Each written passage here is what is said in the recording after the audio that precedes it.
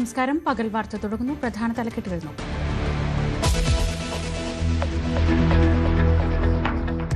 വാളയാറിൽ നടന്നത് അതിക്രൂരമായ ആൾക്കൂട്ടാക്രമണം. രാംനാരായൺ ബഗേലിന്റെ ശരീരത്തിൽ 40-ലധികം മുറിവുകൾ. തലയ്ക്കും പുറത്തും ക്രൂരമായി മർദ്ദനമേറ്റു. പ്രതികൾക്കെതിരെ കർശന നടപടിയെന്ന് മുഖ്യമന്ത്രി. കൊലയ്ക്ക് പിന്നിൽ RSS എന്ന CPM. മന്ത്രിയുമായുള്ള ചർച്ചയിൽ മൃതദേഹം ഏറ്റുവാങ്ങാൻ സമ്മതിച്ചു ബന്ധുക്കൾ.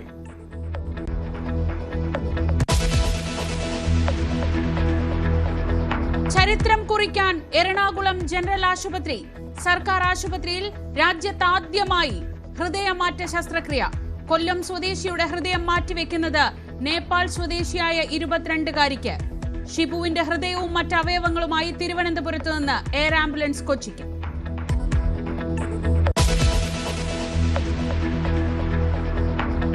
തദ്ദേശ തെരഞ്ഞെടുപ്പ് ഇഴകീറി പരിശോധിക്കാൻ CPM. തോറ്റത് എങ്ങനെയെന്ന് കണ്ടെത്താൻ ചോദ്യാവലിയുമായി കീഴ്ഘടകങ്ങളിലേക്ക്. 22 ചോദ്യങ്ങളിൽ വോട്ട് ചേർക്കൽ മുതൽ സ്ഥാനാർത്ഥി നിർണയത്തിലെ പ്രശ്നങ്ങൾ വരെ. നിയമസഭാ തെരഞ്ഞെടുപ്പ് ചർച്ചകളുമായി UDF യോഗവും കൊച്ചി.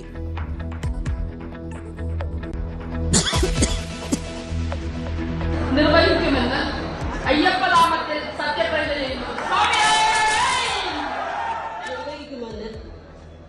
കാവലമ്മയുടെ നാമത്തിൽ സത്യപ്രതിജ്ഞ ചെയ്യുന്നു. ബലിദാനികൾ അമരന്മാർ വന്ദേ മാതരം. തദ്ദേശ സ്ഥാപനങ്ങളിലെ സത്യപ്രതിജ്ഞയിൽ വിവാദം. അംഗങ്ങളുടെ സത്യവാചകത്തിൽ അയ്യപ്പൻ മുതൽ കാവിലമ്മ വരെ ബലിദാനികളുടെയും രക്തസാക്ഷികളുടെയും പേരിലുള്ള സത്യവാചകം ചട്ടവിരുദ്ധമെന്ന ആരോപണം. തിരുവനന്തപുരത്ത് BJP അംഗങ്ങൾക്കെതിരെ പരാതിയുമായി LDF.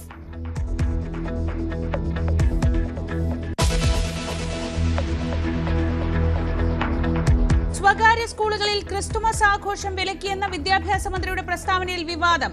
ഏത് സ്കൂളിലാണ് ആഘോഷം വിലക്കിയതെന്ന് മന്ത്രി വ്യക്തമാക്കണമെന്ന് ഹിന്ദു ഐക്യവേദി. ആറ്റുകാൽ ചിന്മയ സ്കൂളിനെതിരെ രേഖാമൂലം പരാതി കിട്ടിയെന്ന് V. ശിവൻകുട്ടിയുടെ ഓഫീസ്.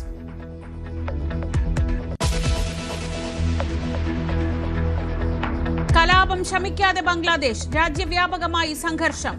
കേസിലെ പ്രധാന പ്രതിയെ കണ്ടെത്താൻ ലുക്കൌട്ട് നോട്ടീസ്. ഫൈസൽ കരീം മസൂദിന് യാത്രാ വിലക്കേർപ്പെടുത്തി കോടതി. മുഹമ്മദ് യൂനുസ് സർക്കാരിനെതിരെ രൂക്ഷ വിമർശനവുമായി ഷെയ്ഖ് ഹസീന രംഗത്ത്.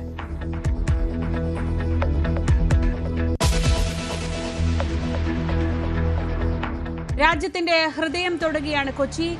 ആദ്യമായി സർക്കാർ ജനറൽ ആശുപത്രിയിൽ ഹൃദയം മാറ്റിവെക്കൽ ശസ്ത്രക്രിയ നടക്കാൻ പോവുകയാണ്. എറണാകുളം ജനറൽ ആശുപത്രിയിൽ ചികിത്സയിലുള്ള നേപ്പാൾ സ്വദേശിനിയായ 22-കാരിക്കാണ് മസ്തിഷ്ക മരണം സംഭവിച്ച കൊല്ലം ചിറക്കര സ്വദേശി ഷിബുവിന്റെ ഹൃദയം മാറ്റിവെക്കുക. തിരുവനന്തപുരം മെഡിക്കൽ കോളേജിൽ നിന്ന് ഹൃദയവുമായി ഡോക്ടർ ജോർജ് വാളൂരാന്റെ നേതൃത്വത്തിലുള്ള സംഘം എറണാകുളം ജനറൽ ആശുപത്രിയിലേക്ക് പുറപ്പെടുകയാണ്. ഒരുപാട് സന്തോഷം, അഭിമാനമുണ്ട്. നേപ്പാളി സ്വദേശിനിയായ 21 വയസ്സുള്ള പെൺകുട്ടിക്ക് ഇന്ന് ഇവിടെ ഹൃദയമാറ്റ ശസ്ത്രക്രിയ യാഥാർത്ഥ്യമാകാൻ പോവുകയാണ്. ഇത് ഒരുപാട് ഇതിൻ്റെ വഴിത്താരകൾ ഒരുപാട് ദുർഘടം പിടിച്ചതായിരുന്നു. കാരണം ഇവർ ഒരു അപൂർവ രോഗത്താൽ ദുരിതം അനുഭവിക്കുന്നൊരു പെൺകുട്ടിയാണ്. ഡാനൻസ് ഡിസീസ്, അത് കാർഡിയക് സാർക്കോയിഡോസിസ് എന്ന് പറയുന്ന കണ്ടീഷനാണ്. ഇവർക്ക് ഇവരുടെ അമ്മയും മൂത്ത സഹോദരി ഇതേ അസുഖം കാരണം മരണപ്പെടുകയുണ്ടായി. പിന്നെ ശേഷിക്കുന്ന ഒരു സഹോദരൻ മാത്രമേ ഉള്ളൂ. നേപ്പാളിലൊരു അനാഥാലയത്തിലാണ് ഒരു വളർന്നത്. ഞങ്ങളുടെ ആശുപത്രിയിൽ ഹൃദയമാറ്റിക ശസ്ത്രക്രിയ പ്രഖ്യാപിച്ച ശേഷം ആദ്യമായിട്ട് രജിസ്റ്റർ ചെയ്യുന്ന കേസാണിത്. ഇവർക്ക് വിദേശവനിത ആയതുകൊണ്ട് തന്നെ ഇവിടെ ഹൃദയമാറ്റിക ശസ്ത്രക്രിയക്ക് കുറച്ച് ബുദ്ധിമുട്ടുകളുണ്ടായിരുന്നു. കാരണം നിയമപരമായ പ്രയോറിറ്റിയിൽ കുറച്ച് പ്രശ്നങ്ങളുണ്ടായിരുന്നു. കഴിഞ്ഞ ഈ ഡിസംബറിൽ ഇവർ ഹൈക്കോടതിയെ സമീപിച്ചിരുന്നു. ഹൈക്കോടതിയുടെ വളരെ ആശാവഹമായ വളരെ പ്രതീക്ഷ നൽകുന്ന ഒരു ഉത്തരവുണ്ടായിരുന്നു. കേസോട്ടേക്ക് ഉത്തരവ് നൽകിയിരുന്നു, ഒരു പ്രയോറിറ്റി കൊടുക്കണമെന്ന്. കാരണം ഇതുവരെ മൂത്ത സഹോദരി മരണപ്പെടുന്നത് 24-ാമത്തെ വയസ്സിലാണ് മരണപ്പെടുന്നത്. ഇതേ അസുഖം കാരണം ഒരു പാരമ്പര്യ രോഗമാണ്. അപ്പോൾ അത് ഒരു 2 പ്രാവശ്യം ഇതിനിടെ ഈ ആശുപത്രി അഡ്മിറ്റ് ചെയ്തിരുന്നു. കഴിഞ്ഞ ഡിസംബറിലാണ് ഈ ആശുപത്രിയിൽ ഈ വനിത ചികിത്സയ്ക്കായി എത്തുന്നത്. നേപ്പാളിൽ ചികിത്സ അപര്യാപ്തമായതുകൊണ്ട് ഈ കേരളത്തിലേക്ക് വരികയാണ് ഉണ്ടായത്. ധാരാളം സ്വകാര്യ ആശുപത്രിയിൽ ചികിത്സാ ചിലവ് താങ്ങാൻ കഴിയാത്തൊരു സാഹചര്യത്തിലാണ് നമ്മുടെ ആശുപത്രി എത്തുന്നത്. നമ്മുടെ കാർഡിയോളജി വിഭാഗത്തിലാണ് അത് രജിസ്റ്റർ ചെയ്യപ്പെടുന്നത്. കാർഡിയോളജി വിഭാഗത്തിലാണ് പിന്നെ ഇത് ഹൃദയമാറ്റിക ശസ്ത്രക്രിയയാണ് ഇതിന് ഏറ്റവും ഫലപ്രദമായ പ്രതിവിധി എന്നുള്ള നിലയിൽ കാർഡിയോതൊറാസിക് സർജറിയിലേക്ക് റഫർ ചെയ്യാനുണ്ടായത്. ജില്ലാ ആശുപത്രിയിൽ ഹൃദയം മാറ്റൽ ശസ്ത്രക്രിയ രാജ്യത്തിന്റെ ആരോഗ്യ മേഖലയുടെ ചരിത്രത്തിൽ ആദ്യമായാണെന്ന് മന്ത്രി വീണ ജോർജ് പറഞ്ഞു. അവയവം ദാനം ചെയ്യാൻ സമ്മതിച്ച കുടുംബത്തിന് മന്ത്രി നന്ദി പറഞ്ഞു.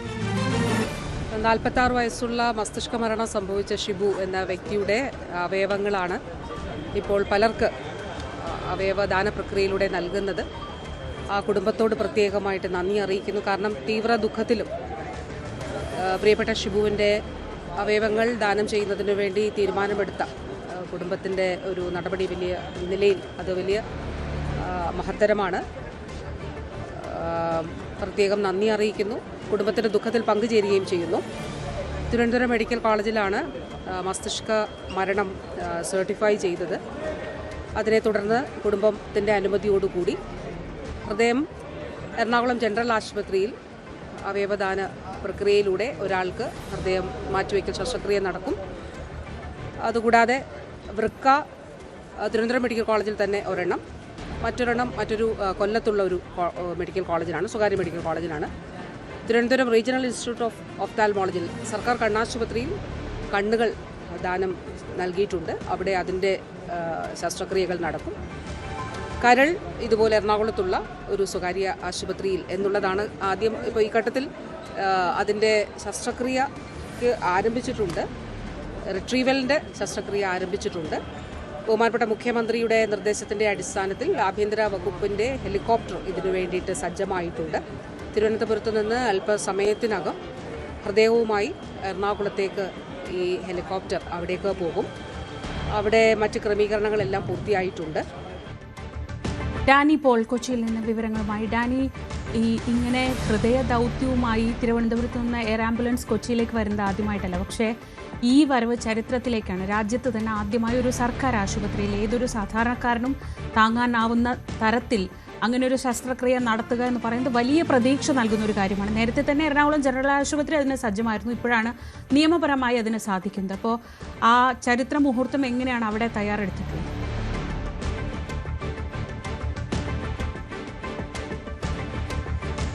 ശ്രീജ, തീർച്ചയായും ഇതൊരു ചരിത്ര മുഹൂർത്തം തന്നെയാണ്. കാരണം സർക്കാർ സംവിധാനത്തിൽ ഒരു ജനറൽ ആശുപത്രിയിൽ ഇതാദ്യമായി രാജ്യത്ത് ഹൃദയമാറ്റിവെക്കൽ ശസ്ത്രക്രിയ നടക്കുന്നു എന്നത് തന്നെയാണ് അതിൻ്റെ ഒരു പ്രത്യേകത.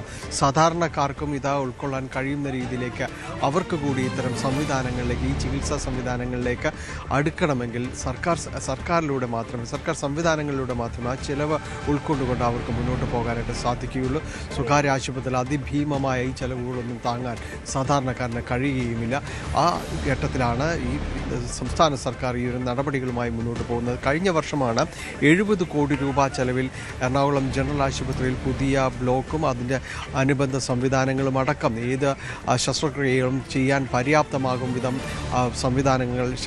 സംവിധാനങ്ങൾ ഒരുക്കുന്നു. അതോടൊപ്പം തന്നെ ഒരു ടീമിനെ തന്നെ ഉണ്ടാക്കിയെടുക്കുന്നു. അവിടെ കഴിഞ്ഞ വർഷമാണ് വൃക്ക മാറ്റിവെക്കൽ ശസ്ത്രക്രിയ അടക്കം നടന്നിട്ടുണ്ട്. അതോടൊപ്പം തന്നെ നിരവധിയായ ഈ ബൈപ്പാസ് സർജറികൾ അടക്കമുള്ള കാര്യങ്ങൾ വളരെ കൂടുതലായി നടക്കുന്ന ഒരിടം കൂടിയാണ് എറണാകുളം ജനറൽ ആശുപത്രി എന്ന് പറയുന്നത്. ഇപ്പോൾ നേപ്പാൾ സ്വദേശിനിയായ 22-കാരിക്കാണ് ഹൃദയമാറ്റം നടക്കുന്നത്. ഇവരുടെ ഓരോ ചികിത്സാ രീതിയിലേക്ക് പോയ കഴിഞ്ഞ നാളുകളായിട്ട് ഇവരുടെ ചികിത്സ തുടരുകയായിരുന്നു. പക്ഷേ നമ്മുടെ കേന്ദ്ര നിയമപ്രകാരം അനുസരിച്ചുകൊണ്ട് ഇത്തരമൊരു കാര്യങ്ങൾക്ക് പരിഗണന ലഭിക്കണമെങ്കിൽ ആദ്യഘട്ടത്തിൽ അത് തദ്ദേശീയരായവർക്ക്, അതായത് രാജ്യത്തുള്ളവർക്ക് പരിഗണന നൽകുക, അതിനുശേഷം വിദേശ രാജ്യത്തുള്ള പൗരന്മാർക്ക് പരിഗണന നൽകുക എന്നതാണ് അതിൻ്റെ ഒരു ക്രമം. അപ്പോൾ അങ്ങനെ രജിസ്റ്റർ ചെയ്തിരിക്കുന്ന നിരവധിയായ ആളുകളുണ്ട്. അപ്പോഴാണ് നേപ്പാൾ സ്വദേശിനിയായ യുവതി കേരളത്തിലേക്ക് ഇവിടേക്ക് എത്തുന്നത്. നേപ്പാളിൽ നമ്മൾ നേരത്തെ ഡോക്ടർ ഷാഹിർ, അദ്ദേഹം അവിടുത്തെ മെഡിക്കൽ സൂപ്രണ്ടാണ് എറണാകുളം ജനറൽ ആശുപത്രി. അദ്ദേഹം പറഞ്ഞതുപോലെ നേപ്പാളിലെ ഒരു അനാഥാലയത്തിലാണ് ഇവരുണ്ടായിരുന്നത്. അവിടെ അനുജനൊപ്പമായിരുന്നു ഉണ്ടായിരുന്നത്. ഇവരുടെ സഹോദരിയും അതോടൊപ്പം തന്നെ അമ്മയും ഇതേ അസുഖത്താൽ മരണപ്പെടുകയാണ്. ഹൃദയഭിത്തികൾക്ക് കനം കൂടുന്ന ഒരസുഖമാണ് ഇവർക്കുള്ളത്. അപ്പോൾ അതിന് പാരമ്പര്യ രോഗത്തിൽ അതിൻ്റെ ജനുസിൽപ്പെടുന്നതാണ്. രണ്ടുപേരും തന്നെ മരിച്ചു. അപ്പോൾ ഇവരുടേതൊരു സവിശേഷ സാഹചര്യമായിരുന്നു. ഇവർക്ക് പിന്നീട് കാഠ്മണ്ഡുവിൽ അധികം വിദഗ്ധ ചികിത്സ ലഭ്യമാകാത്ത സാഹചര്യത്തിലാണ് അവരെ ഇവിടെ ഇന്ത്യയിലേക്ക് വരാനായിട്ട് ഒരുങ്ങുന്നത്. നേരത്തെ ഇവരെ മറ്റിടങ്ങളിൽ ചികിത്സിച്ച ശേഷമാണ്, ലക്നൌവിൽ മറ്റ് ചികിത്സിച്ച ശേഷമാണ് പിന്നീട് കേരളത്തിലേക്ക് എത്തുന്നത്. കേരളത്തിലേക്ക് എത്തിയതിനു ശേഷമാണ് ഇങ്ങനെ കേസോട്ടോ വഴിയുള്ള അഭ്യർത്ഥനയുമായിട്ട് മുന്നോട്ട് പോകുന്നത്. അവിടെ സംസ്ഥാന ഹൈക്കോടതിയിലേക്ക് അവർ ഹർജി നൽകുകയും ഇവരുടെ അനുഭാവപൂർവ്വം പരിഗണിക്കാൻ നിർദ്ദേശം നൽകുകയുമായിരുന്നു. കാരണം ഇവരുടെ കുടുംബത്തിലെ 2 പേർ തന്നെ ഈ അസുഖം മൂലം മരണപ്പെട്ടിരിക്കുന്ന ആ സാഹചര്യം ഇവർക്ക് മുന്നിലുണ്ട്. ഇനി ഒരിക്കൽ കൂടി ഇവർക്ക് ഹൃദയ സംബന്ധമായ എന്തൊരു അസുഖം വന്നാൽ പോലും അത് താങ്ങാനുള്ള ഒരു കരുത്തോ കാര്യമോ ഒന്നും തന്നില്ല. അതുകൊണ്ട് ഇവർക്ക് അടിയന്തര പരിഗണന അടക്കം ഒരു മനുഷ്യാവകാശത്തിൻ്റെ പേരിൽ അവർക്ക് മാനുഷികമായ പരിഗണന നൽകുക എന്നതടക്കമുള്ള നിർദ്ദേശമായിരുന്നു ഹൈക്കോടതി നൽകിയത്. ഇതിൻ്റെ അടിസ്ഥാനത്തിലാണ് ഇപ്പോൾ ഇവർക്ക് ഈ ഓപ്പറേഷന് അടക്കം ഈ ഹൃദയ മാറ്റിവെക്കൽ ശസ്ത്രക്രിയക്ക് ഈ അവസരത്തിലേക്ക് വരുന്നത്. അതാണ് ഇതിൻ്റെ ഒരു ഇവർ ഈ ദുർഗാകാമി എന്നാണ് അവരുടെ പേര്. ഇപ്പോൾ ഇന്ന് അവർ കഴിഞ്ഞ ദിവസങ്ങൾ അവർ ആശുപത്രിയിൽ പ്രവേശിപ്പിച്ചിട്ടുണ്ട്. ഇന്നലെ അവരെ ആശുപത്രിയിൽ പ്രവേശിപ്പിച്ചിട്ടുണ്ട്. എല്ലാ സംവിധാനങ്ങളും ചികിത്സാ കാര്യങ്ങളിലേക്ക് അവരടുക്കുകയാണ്. പരിശോധനകൾ പൂർത്തിയാക്കിയിട്ടുണ്ട്. ഇനി വൈകാതെ തിരുവനന്തപുരത്ത് നിന്ന് ദാനം ചെയ്ത ഹൃദയവുമായിട്ട് ഇവിടേക്ക് എത്തുക. സംസ്ഥാന സർക്കാരിൻ്റെ ആഭ്യന്തര വകുപ്പിൻ്റെ കീഴിലുള്ള ഹെലികോപ്റ്ററിൽ ഇവിടേക്ക് എത്തുന്നു. ഇവിടെ സാധാരണഗതിയിൽ നമ്മൾ പലപ്പോഴും കാണുന്നത് ഇവിടെയുള്ള കൊച്ചിയിലെ ഹയത്ത് സ്വകാര്യ ഹോട്ടലിൻ്റെ ഹെലിപ്പാഡിൽ ഹെലികോപ്റ്റർ ഇറങ്ങുക, തുടർന്ന് ഇവിടുന്ന് ഒരു 5 മുതൽ 7 മിനിറ്റ് കൊണ്ട് അവിടേക്ക് എത്താവുന്ന രീതിയിൽ ജനറൽ ആശുപത്രിയിലേക്ക് എത്താവുന്ന രീതിയിലേക്കൊരു ഗ്രീൻ കോറിഡോർ എന്ന രീതിയിലേക്ക് കാര്യങ്ങൾ സൃഷ്ടിച്ചിട്ടുണ്ട്. പെട്ടെന്ന് അവിടേക്ക് എത്തുക. മറ്റ് സംവിധാനങ്ങളെല്ലാം തന്നെ സജ്ജമാണ്. ഡോക്ടർമാരടക്കം അവിടെ ഉണ്ടായിരുന്ന ഡോക്ടർമാരിൽ 2 പേർ ഇവിടേക്ക് കൂടെ എത്തുന്നുണ്ട്. മറ്റുള്ളവർ ഇവിടെ സജ്ജമായിട്ട് ആശുപത്രിയിലുണ്ട്. അങ്ങനെ വളരെ എളുപ്പത്തിൽ ഈ ഒരു ശസ്ത്രക്രിയയുടെ പ്രോസസ്സിലേക്ക് കടക്കുക എന്നത് തന്നെയാണ് ഉദ്ദേശിക്കുന്നത്. ഏതായാലും ഇതൊരു ചരിത്ര നിമിഷമായി അടയാളപ്പെടുത്തുന്നതിനൊപ്പം തന്നെ ജീവിതത്തിലേക്ക് ഒരാളെ കൂടി കൈപിടിച്ച് നടത്താനുള്ള ആ ഒരു ശ്രമം കൂടിയാണ് ഇതിൻ്റെ ഒരു വിജയത്തിലേക്ക് എത്തുകയും ചെയ്യുന്നത്. ശ്രീജ, കൊച്ചിയിൽ നിന്ന് ചരിത്രത്തിലേക്ക് നടന്നെടുക്കുകയാണ് എറണാകുളം ജനറൽ ആശുപത്രി. ആ ചരിത്ര മുഹൂർത്തം വിജയകരമായി തന്നെ 22-കാരിയിലേക്ക് ഹൃദയം മാറ്റിവെക്കുമ്പോൾ അത് വിജയകരമായി തന്നെ ആ ശസ്ത്രക്രിയ പൂർത്തിയാകട്ടെ എന്ന് നമുക്കും ആഗ്രഹിക്കാം. തദ്ദേശ തെരഞ്ഞെടുപ്പിലെ നേട്ടത്തിനു പിന്നാലെ നിർണായക UDF യോഗം കൊച്ചിയിൽ ചേരുകയാണ്. നിയമസഭാ തെരഞ്ഞെടുപ്പ് ലക്ഷ്യം വെച്ചുള്ള മുന്നൊരുക്കങ്ങളും തെരഞ്ഞെടുപ്പ് തന്ത്രങ്ങളും ഒപ്പം മുന്നണി വിപുലീകരണവും യോഗത്തിൽ ചർച്ചയാകും. ഭരണം നേടാമെന്ന പ്രതീക്ഷയുണ്ടെങ്കിലും മികച്ച ഭൂരിപക്ഷം ഉറപ്പിക്കാൻ പരമാവധി കക്ഷികളെ ഒപ്പം കൂട്ടണമെന്നാണ് പൊതുവികാരം. ഘടക കക്ഷികൾക്കിടയിലെ സീറ്റ് വിഭജനം, പാർട്ടികളുടെ സ്ഥാനാർത്ഥി നിർണയം എന്നിവ സുഗമമായി അതിവേഗം പൂർത്തിയാക്കിയാൽ തെരഞ്ഞെടുപ്പിൽ മേൽക്കൈ നേടാനാകുമെന്നാണ് വിലയിരുത്തൽ. അതേസമയം മുന്നണി വിപുലീകരണം ചർച്ചയാകുമെന്ന് കോൺഗ്രസ് നേതാക്കൾ ആവർത്തിക്കുമ്പോൾ കേരള കോൺഗ്രസ് എമ്മിനെ ഉൾപ്പെടുത്തിക്കൊണ്ടുള്ള മുന്നണി വിപുലീകരണം വേണ്ട എന്ന നിലപാടിൽ തന്നെ ഉറച്ചു നിൽക്കുകയാണ് PJ ജോസഫ്. തദ്ദേശ തെരഞ്ഞെടുപ്പ് ഫലം വിലയിരുത്തും. അസംബ്ലി തെരഞ്ഞെടുപ്പിന്റെ മുന്നൊരുക്കങ്ങൾ ചർച്ച ചെയ്യും. അതാണ് മെയിനായിട്ടുള്ള നമ്മുടെ അജണ്ട. എല്ലാവർക്കും അറിയാമല്ലോ. ജനകീയമായിട്ടുള്ള അടിത്തറ വർദ്ധിപ്പിക്കും, വികസിപ്പിക്കും എന്ന് ഞങ്ങൾ പറഞ്ഞു. അപ്പോൾ നിങ്ങളത് സംശയത്തോടെ കണ്ടു. അത് വികസിപ്പിച്ചിരിക്കുന്നു. ഇനിയും അത് വികസിപ്പിക്കാം, കൂടുതൽ വികസിപ്പിക്കാം. മുന്നണിയിലേക്ക് കൂടുതൽ ആളുകൾ വരുമെന്നാണ്. അതൊന്നും ചർച്ചയിലേക്ക് വന്നിട്ടില്ല. വിജയത്തിന് മാറ്റം നിൽക്കുകയാണ്. ഇപ്പോൾ മുന്നണി വിപുലീകരണം അടക്കമുള്ള കാര്യങ്ങൾ ഇത്തരം കാര്യങ്ങളെ കൂടി ചർച്ച ചെയ്യുന്നതിന്റെ UDF യോഗത്തിൽ ചർച്ച ചെയ്യും എന്നാണ് ഞാൻ കരുതുന്നത്. മുന്നണിയുടെ അടിത്തറ വികസിപ്പിക്കണമെന്നല്ല ചോദിക്കുന്നത്. മുന്നണി അടിത്തറ വികസിപ്പിക്കാന്ന് പറഞ്ഞാൽ പാർട്ടികൾ വരണമെന്നില്ല. അടിത്തറ വികസിപ്പിക്കുക ഇതില്ല. ആ വിഷയം ഇപ്പൊ ചർച്ചാ വിഷയമല്ല. എന്തോ ആ വിഷയത്തിൽ ആ ബേസുള്ള അവിടെയുള്ള ഉദാഹരണത്തിന് ഇടുക്കി നിയോജകമണ്ഡലം 9 പഞ്ചായത്തും ഒരു മുനിസിപ്പാലിറ്റിയാണ്. അവിടെ എല്ലാം നമ്മൾ ഭൂരിപക്ഷമാണ്. ആളുകളെല്ലാം വന്നു കഴിഞ്ഞു. അടിത്തറ തകർന്നിരിക്കുന്നു. തദ്ദേശ തെരഞ്ഞെടുപ്പിലെ തോൽവിയിൽ സൂക്ഷ്മ പരിശോധനയ്ക്ക് CPM. തോൽവിയുടെ കാരണം കണ്ടെത്താൻ 22 ചോദ്യങ്ങളടങ്ങിയ ചോദ്യാവലിയാണ് കീഴ്ഘടകങ്ങൾക്ക് CPM നൽകിയത്. വോട്ട് ചേർക്കൽ മുതൽ സ്ഥാനാർത്ഥി നിർണയത്തിലെ പ്രശ്നങ്ങളും പ്രദേശത്ത് വർഗീയ സംഘടനകളുടെ വളർച്ചയുമൊക്കെ വ്യക്തമാക്കണമെന്നാണ് നിർദ്ദേശം.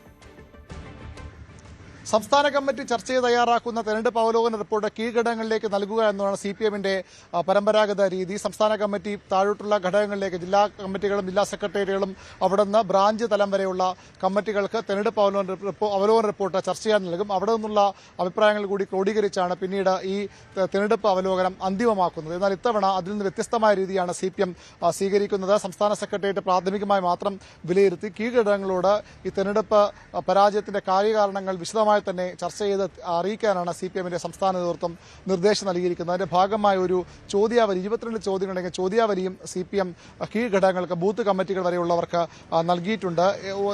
ഈ വോട്ട് ചേർക്കൽ അടക്കമുള്ള നടപടിക്രമങ്ങൾ തുടങ്ങി പിന്നീട് എന്താണ് തെരഞ്ഞെടുപ്പിൽ സംഭവിച്ചത്, എവിടെയാണ് പാർട്ടിക്ക് മുന്നണി സ്ഥാനാർത്ഥികൾക്ക് ദൗർബല്യങ്ങൾ ഉണ്ടായത്, എന്തുകൊണ്ടാണ് തോറ്റത്, ആ പ്രദേശത്ത് BJP-യുടെ വളർച്ച, SDP, ജമാഅത്തെ ഇസ്ലാമി ഉൾപ്പെടെയുള്ള വെൽഫെയർ പാർട്ടി എന്നിവയുടെ പ്രവർത്തനം എങ്ങനെയാണ്, സർക്കാരിന്റെ പ്രവർത്തനങ്ങൾ നവംബർ പ്രഖ്യാപനം എന്ന് പറഞ്ഞുകൊണ്ട് നവംബറിൽ പ്രഖ്യാപിച്ച ക്ഷേമ പദ്ധതികൾ ജനങ്ങളിലേക്ക് എത്തിയോ, അതിനുള്ള തയ്യാറെടുപ്പുകൾ ഏതൊക്കെയായിരുന്നു, സാമൂഹ്യ മാധ്യമ ഇടപെടലുകൾ ഏത് തരത്തിലാണ് തുടങ്ങി 22 ചോദ്യങ്ങൾ അടങ്ങിയ ഒരു ചോദ്യാവലിയാണ് പാർട്ടി ബൂത്ത് കമ്മിറ്റികൾക്ക് നൽകിയിരിക്കുന്നത്. ഇപ്പോൾ അത് ബ്രാഞ്ച് ഘടകങ്ങളാണ്. ബ്രാഞ്ചുകൾ ചർച്ച ചെയ്ത് അത് മേൽഘടകങ്ങളിലേക്ക് അറിയിക്കും. ആ രീതിയിലാണ് ഇത്തവണ CPM-ന്റെ തെരഞ്ഞെടുപ്പ് അവലോകനം മുന്നോട്ട് പോകുന്നത്. ഇതിനിടെ തന്നെ ജില്ലാ കമ്മിറ്റികളും ജില്ലാ സെക്രട്ടറികളും ചേരുന്നുണ്ട്. താഴേക്ക് കൂടി ആ കമ്മിറ്റികൾ ചേർന്ന് 26-ന് ആരംഭിക്കുന്ന സംസ്ഥാന സെക്രട്ടേറിയറ്റും 27-28 ദിവസങ്ങൾ നടക്കുന്ന സംസ്ഥാന കമ്മിറ്റിയും ഈ കീഴ്ഘടകങ്ങളുടെ റിപ്പോർട്ടുകൾ ചർച്ച ചെയ്യും. അതിനുശേഷമാകും തെരഞ്ഞെടുപ്പ് അവലോകന റിപ്പോർട്ട് CPM അന്തിമമാക്കുക. വീണ്ടും അത് കീഴടങ്ങൾക്ക് ചർച്ച ചെയ്യാനായി പാർട്ടി കത്തായി നൽകുകയും ചെയ്യും. ഏതായാലും തെരഞ്ഞെടുപ്പിന്റെ പരാജയ കാരണങ്ങൾ വിശദമായി തന്നെ സൂക്ഷ്മമായി പരിശോധിക്കാനാണ് CPM തീരുമാനമെടുത്തിരിക്കുന്നത്.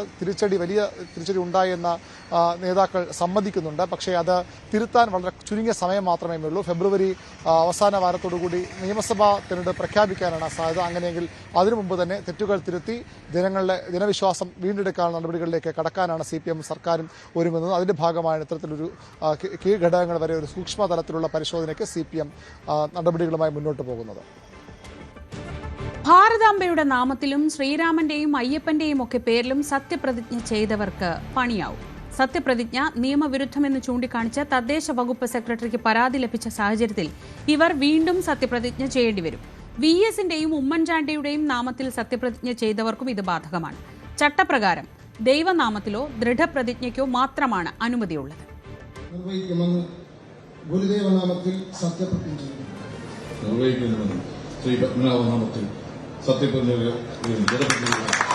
അറിവും വിവേചന ശക്തിയും ഉപയോഗിച്ചുകൊണ്ട് നിർവഹിക്കുമെന്ന് ശ്രീ ഉദയനൂർ ദേവിയുടെ നാമത്തിൽ സത്യപ്രതിജ്ഞ ചെയ്യുന്നു.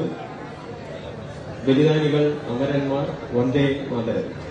നിർവഹിക്കുമെന്ന് കാരലമ്മയുടെ നാമത്തിൽ സത്യപ്രതിജ്ഞ ചെയ്യുന്നു. നിർവഹിക്കുമെന്ന് ശ്രീ പത്മനാഭസ്വാമിയുടെ നാമത്തിൽ സത്യപ്രതിജ്ഞ ചെയ്യുന്നു. വിവേചന ശക്തിയും ഉപയോഗിച്ചുകൊണ്ട് നിർവഹിക്കുമെന്ന് ശ്രീ പത്മനാഭ നാമത്തിൽ സത്യപ്രതിജ്ഞ ചെയ്യുന്നു. നിർവഹിക്കുമെന്നും ഭാരതാംബയുടെ നാമത്തിൽ സത്യപ്രതിജ്ഞ ചെയ്യുന്നു. സ്വാമി ശരണമയ്യപ്പ. നിർവഹിക്കുമെന്ന് എന്റെ പ്രസ്ഥാനത്തിന് വേണ്ടി ധീരബലിദാനികളുടെ നാമത്തിൽ സത്യപ്രതിജ്ഞ ചെയ്യുന്നു.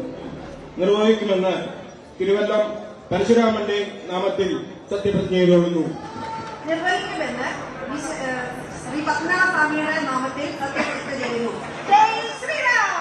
നിർവഹിക്കുമെന്ന് ശ്രീ പത്മനാഭസ്വാമിയുടെ നാമധേയത്തിൽ സത്യപ്രതിജ്ഞ ചെയ്യുന്നു. നിർവഹിക്കുമെന്ന് പത്മനാഭന്റെ നാമത്തിലും ശ്രീ മഹാവിഷ്ണുവിന്റെ നാമത്തിലും സത്യപ്രതിജ്ഞ ചെയ്യുന്നു. ശ്രീ അംബേദ്കറുടെ അമ്മേപ്പന്റെ നാമത്തിൽ ഞാൻ സത്യപ്രതിജ്ഞ ചെയ്യുന്നു. നിർവഹിക്കുമെന്ന് അയ്യപ്പ നാമത്തിൽ സത്യപ്രതിജ്ഞ ചെയ്യുന്നു. നിർവഹിക്കുമെന്നും ഈശ്വര നാമത്തിലും ഗുരുദേവ നാമത്തിലും എന്റെ പ്രസ്ഥാനത്തിന് വേണ്ടി ബലിദാനികളായവരുടെ നാമത്തിലും സത്യപ്രതിജ്ഞ ചെയ്യുന്നു. ഭാരത മാതാവിന്റെ നാമത്തിൽ സത്യപ്രതിജ്ഞ നിർവഹിക്കുമെന്ന് കാര്യവട്ടം ശ്രീ ധർമ്മശാസ്താവിന്റെ നാമത്തിൽ സത്യപ്രതിജ്ഞ ചെയ്യുന്നു. ഞാൻ എൻ്റെ ഔദ്യോഗിക കർത്തവ്യങ്ങൾ യഥാവിധിയായും വിശ്വസ്തയോടും എൻ്റെ പരമാവധി കഴിവും അറിവും വിവേചന ശക്തിയും ഉപയോഗിച്ചുകൊണ്ടും നിർവഹിക്കുമെന്ന് ശ്രീരാമനാമത്തിൽ സത്യപ്രതിജ്ഞ ചെയ്യുന്നു. ഞാൻ എൻ്റെ ഔദ്യോഗിക കർത്തവ്യങ്ങൾ യഥാവിധിയായും വിശ്വസ്തയോടും എൻ്റെ പരമാവധി കഴിവും അറിവും വിവേചന ശക്തിയും ഉപയോഗിച്ചുകൊണ്ട് നിർവഹിക്കുമെന്ന് ശ്രീരാമനാമത്തിൽ സത്യപ്രതിജ്ഞ ചെയ്യുന്നു. TG സജിത്ത് വിവരങ്ങളുമായി. ശ്രീരാമൻ, ഗുരുദേവൻ, പത്മനാഭൻ, ശാസ്താവ്, അങ്ങനെ ദൈവങ്ങളെല്ലാം മാറി മാറി വന്നു. അതാണ് തിരുവനന്തപുരത്ത് നമ്മൾ കണ്ടതെങ്കിൽ ഭാരതാംബ ഉൾപ്പെടെയുള്ളവർ മാറി മാറി വരുന്നതാണ് തിരുവനന്തപുരം നഗരസഭയിൽ കണ്ടതെങ്കിൽ VS-ഉം ഉമ്മൻചാണ്ടിയും ഒക്കെ ഈ സത്യപ്രതിജ്ഞയിൽ കടന്നു വന്നു. പക്ഷേ ഇതൊന്നും ചെയ്യാൻ നിയമപരമായി അല്ലെങ്കിൽ ചട്ടപ്രകാരം കഴിയില്ല എന്നതാണ് സജിത്ത് വാസ്തവം. ഇത് ചലഞ്ച് ചെയ്ത് ഇപ്പോൾ പരാതി കൂടി എത്തിയ സ്ഥിതിക്ക് ഇവർക്കൊക്കെ മുന്നിൽ ഇനി എന്തൊക്കെയാണ് സാധ്യതകളുള്ളത്? വലിയ വെല്ലുവിളിയാണ് യഥാർത്ഥത്തിൽ. പുതിയ അംഗങ്ങൾ ഇവർ പലരും ആദ്യമായിട്ടാണ് തെരഞ്ഞെടുപ്പിൽ മത്സരിക്കുന്നത് തന്നെ. അങ്ങനെ ജനപ്രതിനിധികളായി വന്നപ്പോൾ സ്വന്തം പ്രസ്ഥാനത്തോട് അല്ലെങ്കിൽ വിശ്വസിക്കുന്ന ദൈവത്തോട് സത്യവാചകം ചൊല്ലി അധികാരമേൽക്കുന്നു, ചുമതലയേൽക്കുന്നു. ഇതാണ് ഇവർ കണ്ട ഒരു കാര്യം. പക്ഷേ അതിന് ചില ചട്ടവട്ടങ്ങളുണ്ട്, അതിന് കൃത്യമായ ചില തെരഞ്ഞെടുപ്പ് കമ്മീഷൻ്റെ കൃത്യമായ ചില നിർദ്ദേശങ്ങളുണ്ട്. അത് പാലിക്കപ്പെട്ടില്ല. അതല്ലെങ്കിൽ അത് അവർക്ക് കൃത്യമായ നിർദ്ദേശം കൊടുക്കാൻ ആരും തയ്യാറായില്ല എന്നതാണ് ഈ സ്ഥലങ്ങളിലൊക്കെ സംഭവിച്ചത്.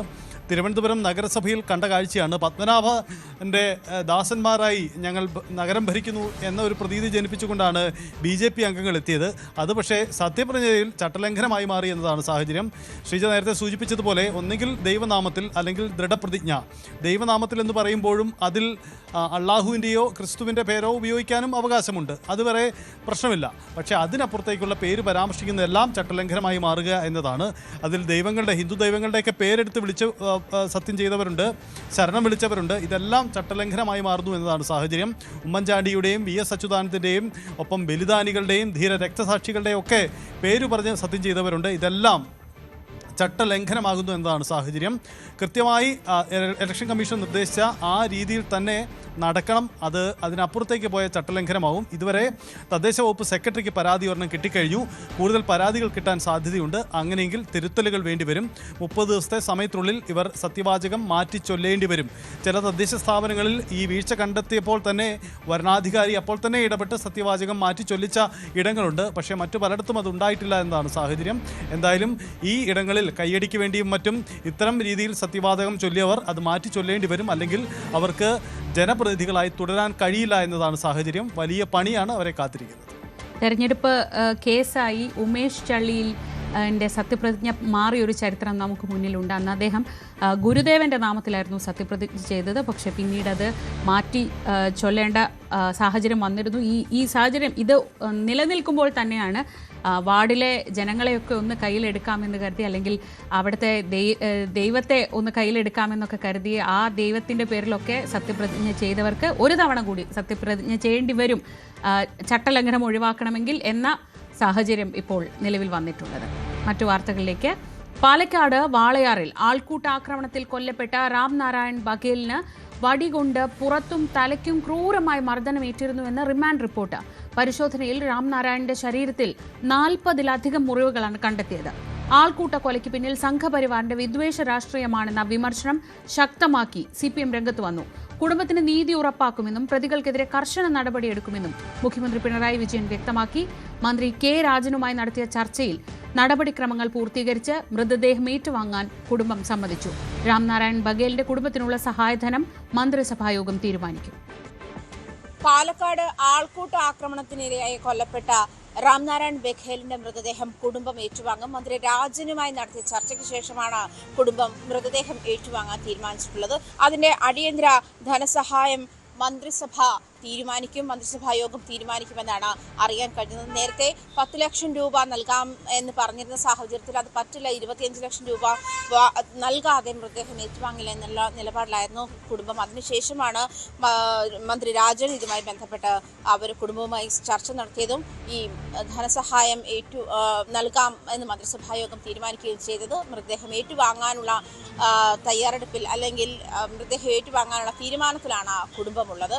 അതേസമയം ആൾക്കൂട്ട കൊലപാതകത്തിന്റെ രാഷ്ട്രീയം പരിശോധിക്കണമെന്നാണ് CPM സംസ്ഥാന സെക്രട്ടറി MV ഗോവിന്ദൻ പ്രതികരിച്ചത്. ബംഗ്ലാദേശ് എന്ന് കേൾക്കുമ്പോൾ തന്നെ ആളുകളെ കൊല്ലുന്ന നടപടിയാണ് ഇവിടെ പലർക്കുമുള്ളത്. അതിന്റെ രാഷ്ട്രീയം പരിശോധിക്കണം, ഇതിന് പിന്നിലുള്ളത് സംഘപരിവാർ രാഷ്ട്രീയമാണ് എന്ന് MV ഗോവിന്ദൻ ആരോപിച്ചു.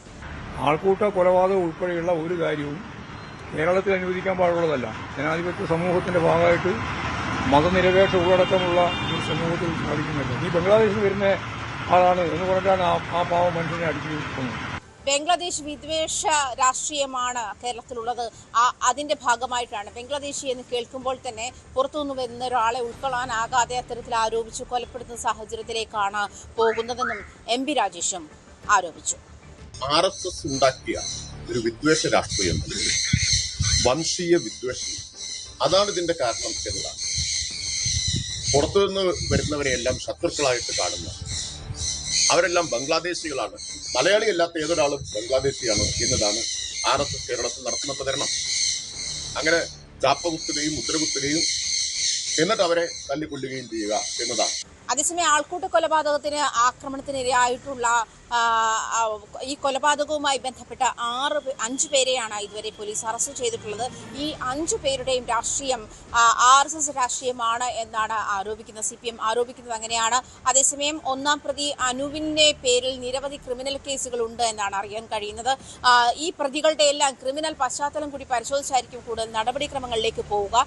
ഇവരുടെ രാഷ്ട്രീയ പശ്ചാത്തലം പരിശോധിക്കുന്നില്ല. ആൾക്കൂട്ട കൊലപാതകം എന്നുള്ള തരത്തിൽ തന്നെയാണ് കേസ് രജിസ്റ്റർ ചെയ്തിരിക്കുന്നതെന്നാണ് പാലക്കാട് SP അജിത് കുമാർ പറഞ്ഞിരിക്കുന്നത്. അങ്ങനെയാണ് ഡിവൈഎസ്പിയുടെ നേതൃത്വത്തിൽ പ്രത്യേക അന്വേഷണ സംഘം ഇതുമായി ബന്ധപ്പെട്ട് കൂടുതൽ കേസ് അന്വേഷണം നടത്തുമെന്നാണ് അറിയാൻ കഴിയുന്നത്.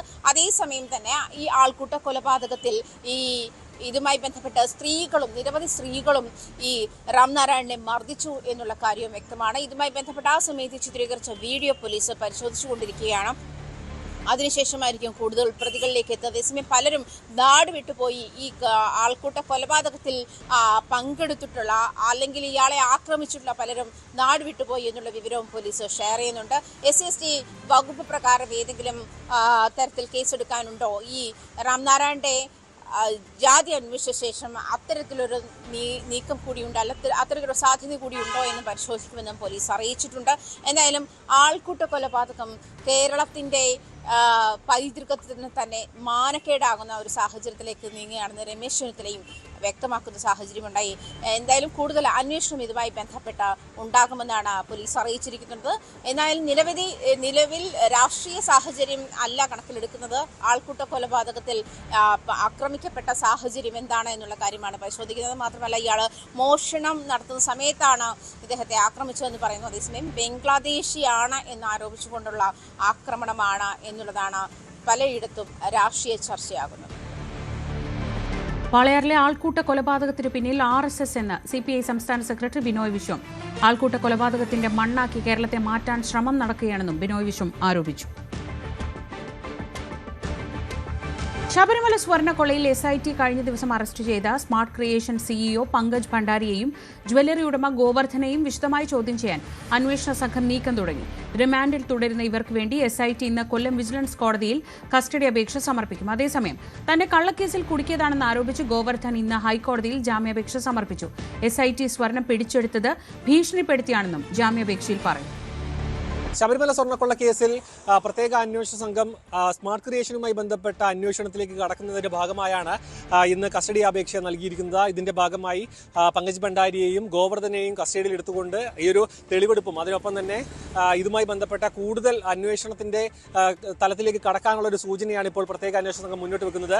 കഴിഞ്ഞ ദിവസം ഹൈക്കോടതിയുടെ പരാമർശമുണ്ടായിരുന്നു. ഈ ഒരു ഉദാസീനത ഈ ഒരു പ്രത്യേക അന്വേഷണ സംഘത്തിന്റെ ഭാഗത്തു നിന്നും ഉണ്ടായിട്ടുണ്ട്. അത് മാറ്റണം. മാത്രമല്ല ചിലരെ കുറ്റപത്രത്തിൽ നിന്നും കുറ്റവാളിയാക്കുന്നതിൽ നിന്നും മാറ്റി നിർത്താനുള്ള ഒരു ശ്രമം നടക്കുന്നുണ്ടോ എന്ന തരത്തിലടക്കം ഒരു സംശയം ഹൈക്കോടതി പരാമർശിച്ചിരുന്നു.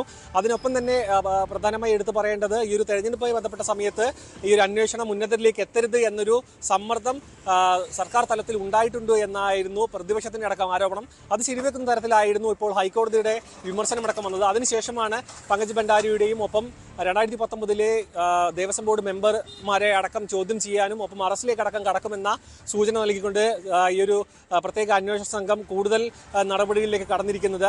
ഈ 2 വ്യക്തികളെയും ചോദ്യം ചെയ്യുന്നതിലൂടെ ഇതിന്റെ പിന്നിൽ പ്രധാനമായും പ്രവർത്തിച്ച ഗൂഢാലോചന നടത്തിയ ഇതിന്റെ പിന്നിലെ സംഘത്തിലേക്ക് എത്താനുള്ള ഒരു സൂചന ലഭിക്കുമെന്നാണ് പ്രത്യേക അന്വേഷണ സംഘം മനസ്സിലാക്കുന്നത്. അതിന്റെ ഭാഗമായാണ് കസ്റ്റഡിയിൽ വാങ്ങാനുള്ള ഒരു നീക്കം ആരംഭിച്ചതും ഇതുമായി ബന്ധപ്പെട്ട് കൂടുതൽ ചോദ്യം ചെയ്യാൻ വിളിപ്പിക്കലും ഒപ്പം അറസ്റ്റിലേക്ക് അടക്കം കടക്കുമെന്നാണ് മനസ്സിലാക്കാൻ കഴിയുന്നത്. കഴിഞ്ഞ ദേവസ്വം ബോർഡ് പ്രസിഡന്റായ പ്രശാന്തിലേക്ക് അടക്കം ചോദ്യം ചെയ്യാനും ഒപ്പം അതുമായി ബന്ധപ്പെട്ട കൂടുതൽ വിശദാംശങ്ങൾ അറിയാനടക്കം വിളിപ്പിക്കാനുള്ളൊരു സാഹചര്യവും നിലവിൽ നിലനിൽക്കുന്നുണ്ട്. ഇതിനൊപ്പം തന്നെ പ്രധാനമായും ഈ ഒരു രാഷ്ട്രീയ തലത്തിലും സർക്കാർ തലത്തിലുമുള്ള ഉന്നതർ ഇതിൽ എത്രത്തോളം പങ്കാളികളായിട്ടുണ്ട്, അവരിലേക്ക് എങ്ങനെ എത്രയും പെട്ടെന്ന് എത്തണം. മാത്രമല്ല ഈ ഒരു ഹൈക്കോടതി തന്നെ നിയോഗിച്ച പ്രത്യേക അന്വേഷണ സംഘമാണ്. ആ ഒരു അന്വേഷണ സംഘം ചുരുങ്ങിയ സമയത്തിനുള്ളിൽ തന്നെ ഈ ഒരു അന്വേഷണം പൂർത്തിയാക്കേണ്ട ഒരു സമ്മർദ്ദവും ഉണ്ട്. അതുകൊണ്ട് തന്നെ ഉന്നതരിലേക്ക് എത്രയും പെട്ടെന്ന് എത്തുക. നിയമസഭാ തെരഞ്ഞെടുപ്പും അടുത്തിരിക്കുകയാണ്. അതുകൊണ്ട് തന്നെ ഉന്നതരിലേക്ക് എത്തുമ്പോൾ അതും രാഷ്ട്രീയ സമ്മർദ്ദമായി മാറുവാനുള്ള ഒരു സാഹചര്യം നിലനിൽക്കുന്നുണ്ട്. പക്ഷേ അതൊക്കെ മറികടന്നുകൊണ്ട് ഹൈക്കോടതിയുടെ നിരീക്ഷണത്തിലുള്ള ഒരു അന്വേഷണ സംഘം കൂടുതൽ അന്വേഷണത്തിന് കടക്കുമെന്നാണ് ഇപ്പോൾ മനസ്സിലാക്കാൻ കഴിയുന്നത്. ക്യാമറമാൻ സന്തോഷിനോടൊപ്പം സാരംഗ് സുധാകരൻ, ന്യൂസ് 18 തിരുവനന്തപുരം. ശബരിമല സ്വർണ്ണക്കൊള്ളയിൽ CPM നേതൃത്വത്തിന്റെ പങ്ക് പുറത്തു വരണമെന്ന് രമേശ് ചെന്നിത്തല. 500 കോടിയുടെ രാജ്യാന്തര കൊള്ളയാണ് നടന്നത്. നിലവിലെ അന്വേഷണത്തിൽ ആക്ഷേപങ്ങളില്ലെന്നും ചെന്നിത്തല പറഞ്ഞു. വാസ്തവത്തിൽ ഇതൊരു വലിയ കൊള്ളയാണ്. 500 കോടിയിലധികം വരുന്നൊരു കൊള്ളയാണ് നടന്നിരിക്കുന്നത്. SITയുടെ പ്രവർത്തനത്തിൽ അതൃപ്തിയൊന്നും ഞങ്ങൾക്കില്ല. എനിക്ക് അവരുടെ പ്രവർത്തനത്തിൽ ആ ഉദ്യോഗസ്ഥന്മാരുടെ ക്രെഡിബിലിറ്റിയുടെ കാര്യത്തിൽ എനിക്ക് സംശയമില്ല.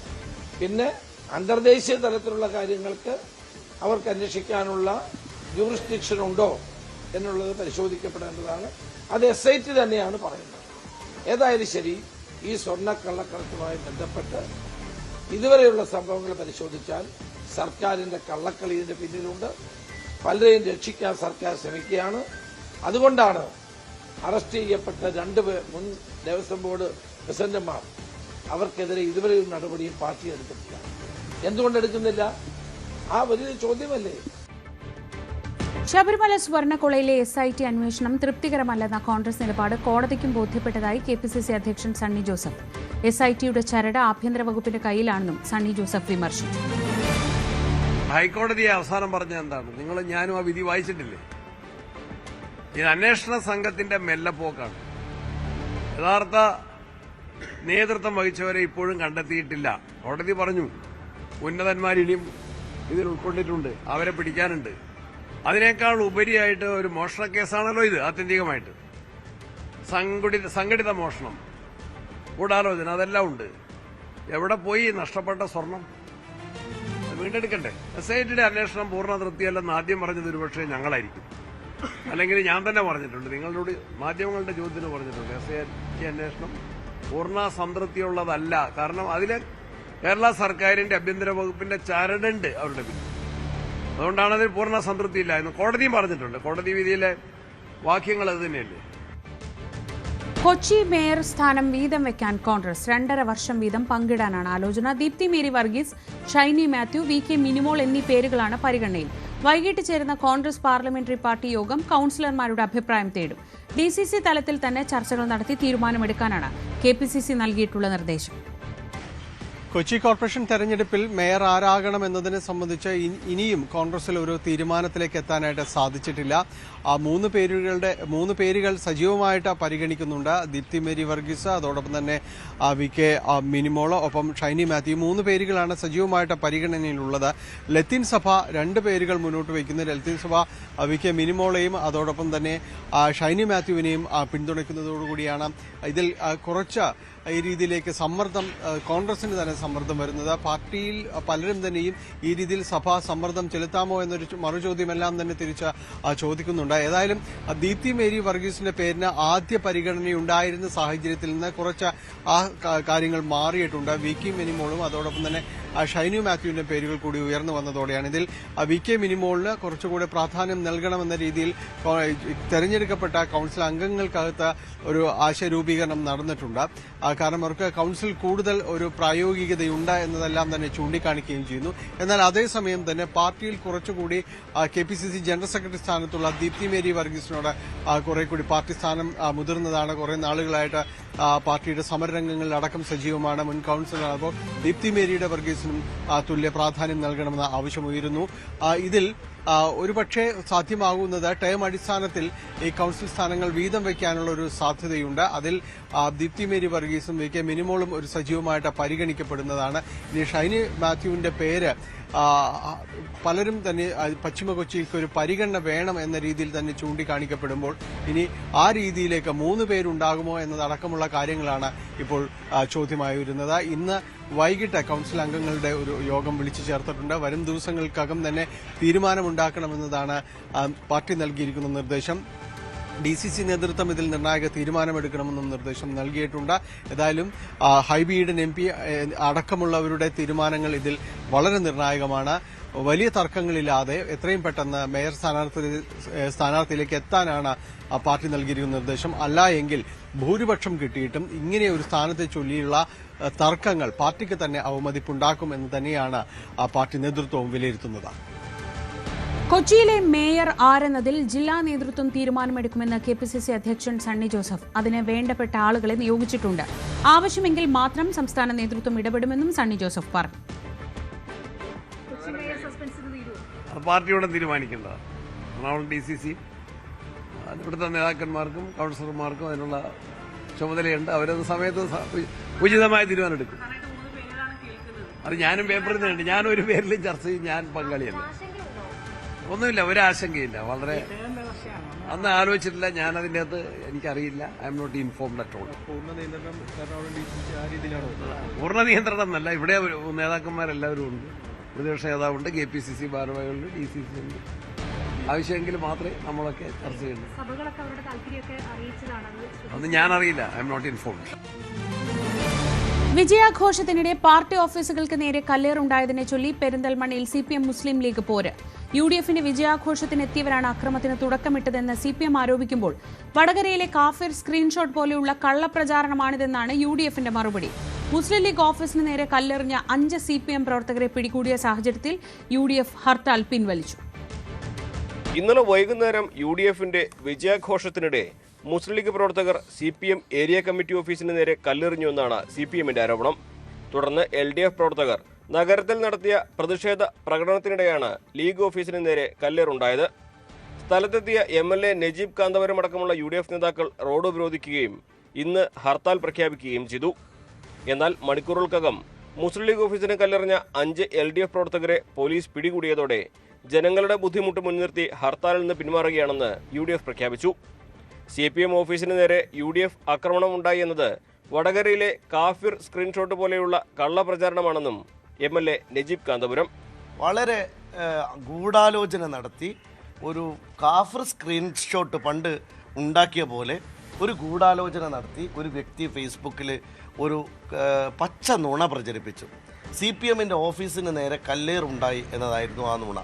അപ്പോൾ നമുക്കെല്ലാവർക്കും അറിയാം, CPMന്റെ ഓഫീസിന് നേരെ കല്ലേറുണ്ടാകണമെങ്കിൽ ആ CPMന്റെ ഓഫീസിൻ്റെ പരിസരത്തേക്ക് ഏതെങ്കിലും ഒരു പ്രവർത്തകനെങ്കിലും പോകുന്നൊരു സാഹചര്യം ഉണ്ടാവണം. അതുണ്ടായിട്ടില്ല. അപ്പോൾ സ്വാഭാവികമായിട്ടും അത്തരമൊരു നുണപ്രചരണത്തിൻ്റെ ഭാഗമായിട്ട്, അത്തരമൊരു കള്ളപ്രചരണത്തിൻ്റെ ഭാഗമായിട്ട് CPM ഒരു വലിയ ഗൂഢാലോചന നടത്തി ആളുകളെ വിളിച്ചു ചേർക്കുകയാണ്. എന്നാൽ വസ്തുതകൾ മറച്ചുവെച്ച് MLA കള്ളം പറയുകയാണെന്നാണ് ഇടതുപക്ഷത്തിന്റെ വിശദീകരണം. പാർട്ടി ഓഫീസിന് നേരെ കല്ലേറുണ്ടായപ്പോൾ പ്രവർത്തകർ സംഘടിച്ചു. പ്രതിഷേധത്തിൽ ദൗർഭാഗ്യകരമായ സംഭവങ്ങൾ ഉണ്ടായി എന്നത് വസ്തുതയാണ്. പ്രശ്നം പരിഹരിക്കാൻ ശ്രമിക്കാതെ വഷളാക്കാനാണ് MLA ശ്രമിച്ചതെന്നും V ശശികുമാർ ആരോപിച്ചു. ജീവിതത്തിൽ ആദ്യമായിട്ടാണ് പെരിന്തൽമണ്ണയിലെ CPM ഓഫീസിന് നേരെ ഒരു ആക്രമണം ഉണ്ടാവുന്നത്. ഞങ്ങൾക്ക് ചിന്തിക്കാൻ കഴിയില്ല. അങ്ങനെ ഒരു സംഭവം പെരിന്തൽമണ്ണയിൽ ഇല്ല. ഒരു പാർട്ടി ഓഫീസും മറ്റൊരു പാർട്ടിക്കാർ കയ്യേറുന്നതോ അക്രമം നടത്തുന്നതോ, ഞങ്ങൾ തമ്മിലുള്ള പരസ്പര ബന്ധം അത്ര ശക്തമാണ് പെരിന്തൽമണ്ണയിൽ. രാഷ്ട്രീയ പാർട്ടികൾ തമ്മിലുള്ള പൊതുബന്ധം, ജനാധിപത്യപരമായ ബന്ധം. അപ്പോൾ ഈ വാർത്ത ഞങ്ങളെ ഞെട്ടിച്ചു. ഞാനൊക്കെ ഈ വാർത്ത അറിഞ്ഞിട്ടാണ് ഇങ്ങോട്ട് വന്നത്. പക്ഷേ ഇങ്ങനെ ഒരു സംഭവം ഉണ്ടായി എന്നത് മറച്ചു വെച്ചാണ് പെരിന്തൽമണ്ണ MLA ഒരു വിശദീകരണം നൽകിയിരിക്കുന്നത്. അതായത് ഒരു കെട്ടിച്ചമച്ച കഥയാണ് ഇവിടെ ഉണ്ടായ ആക്രമണം എന്നാണ് അദ്ദേഹം പറയുന്നത്. എങ്ങനെയാണ് ഇങ്ങനെ വസ്തുതകൾ മറച്ചു വെക്കാൻ ഒരു ജനപ്രതിനിധിക്ക്, അതും പെരിന്തൽമണ്ണയിലെ ഒരു MLAക്ക് കഴിയുന്നത് എന്ന് എനിക്ക് മനസ്സിലാവുന്നില്ല. ഇത് ഞാൻ രണ്ടും അംഗീകരിച്ചിട്ടുണ്ട്. 2 സംഭവം നടന്നിട്ടുണ്ട്. ഈ സംഭവത്തിൻ്റെ ഒരു ഫലമാണ് പെരിന്തൽമണ്ണയിൽ നടന്ന പ്രകടനം. അതിനെന്തിനാ മറച്ചു വെക്കുന്നത്? കഴിഞ്ഞ തദ്ദേശ തെരഞ്ഞെടുപ്പിൽ പെരിന്തൽമണ്ണ നഗരസഭ ഭരണം ഇടതുപക്ഷത്തിന് നഷ്ടമായിരുന്നു.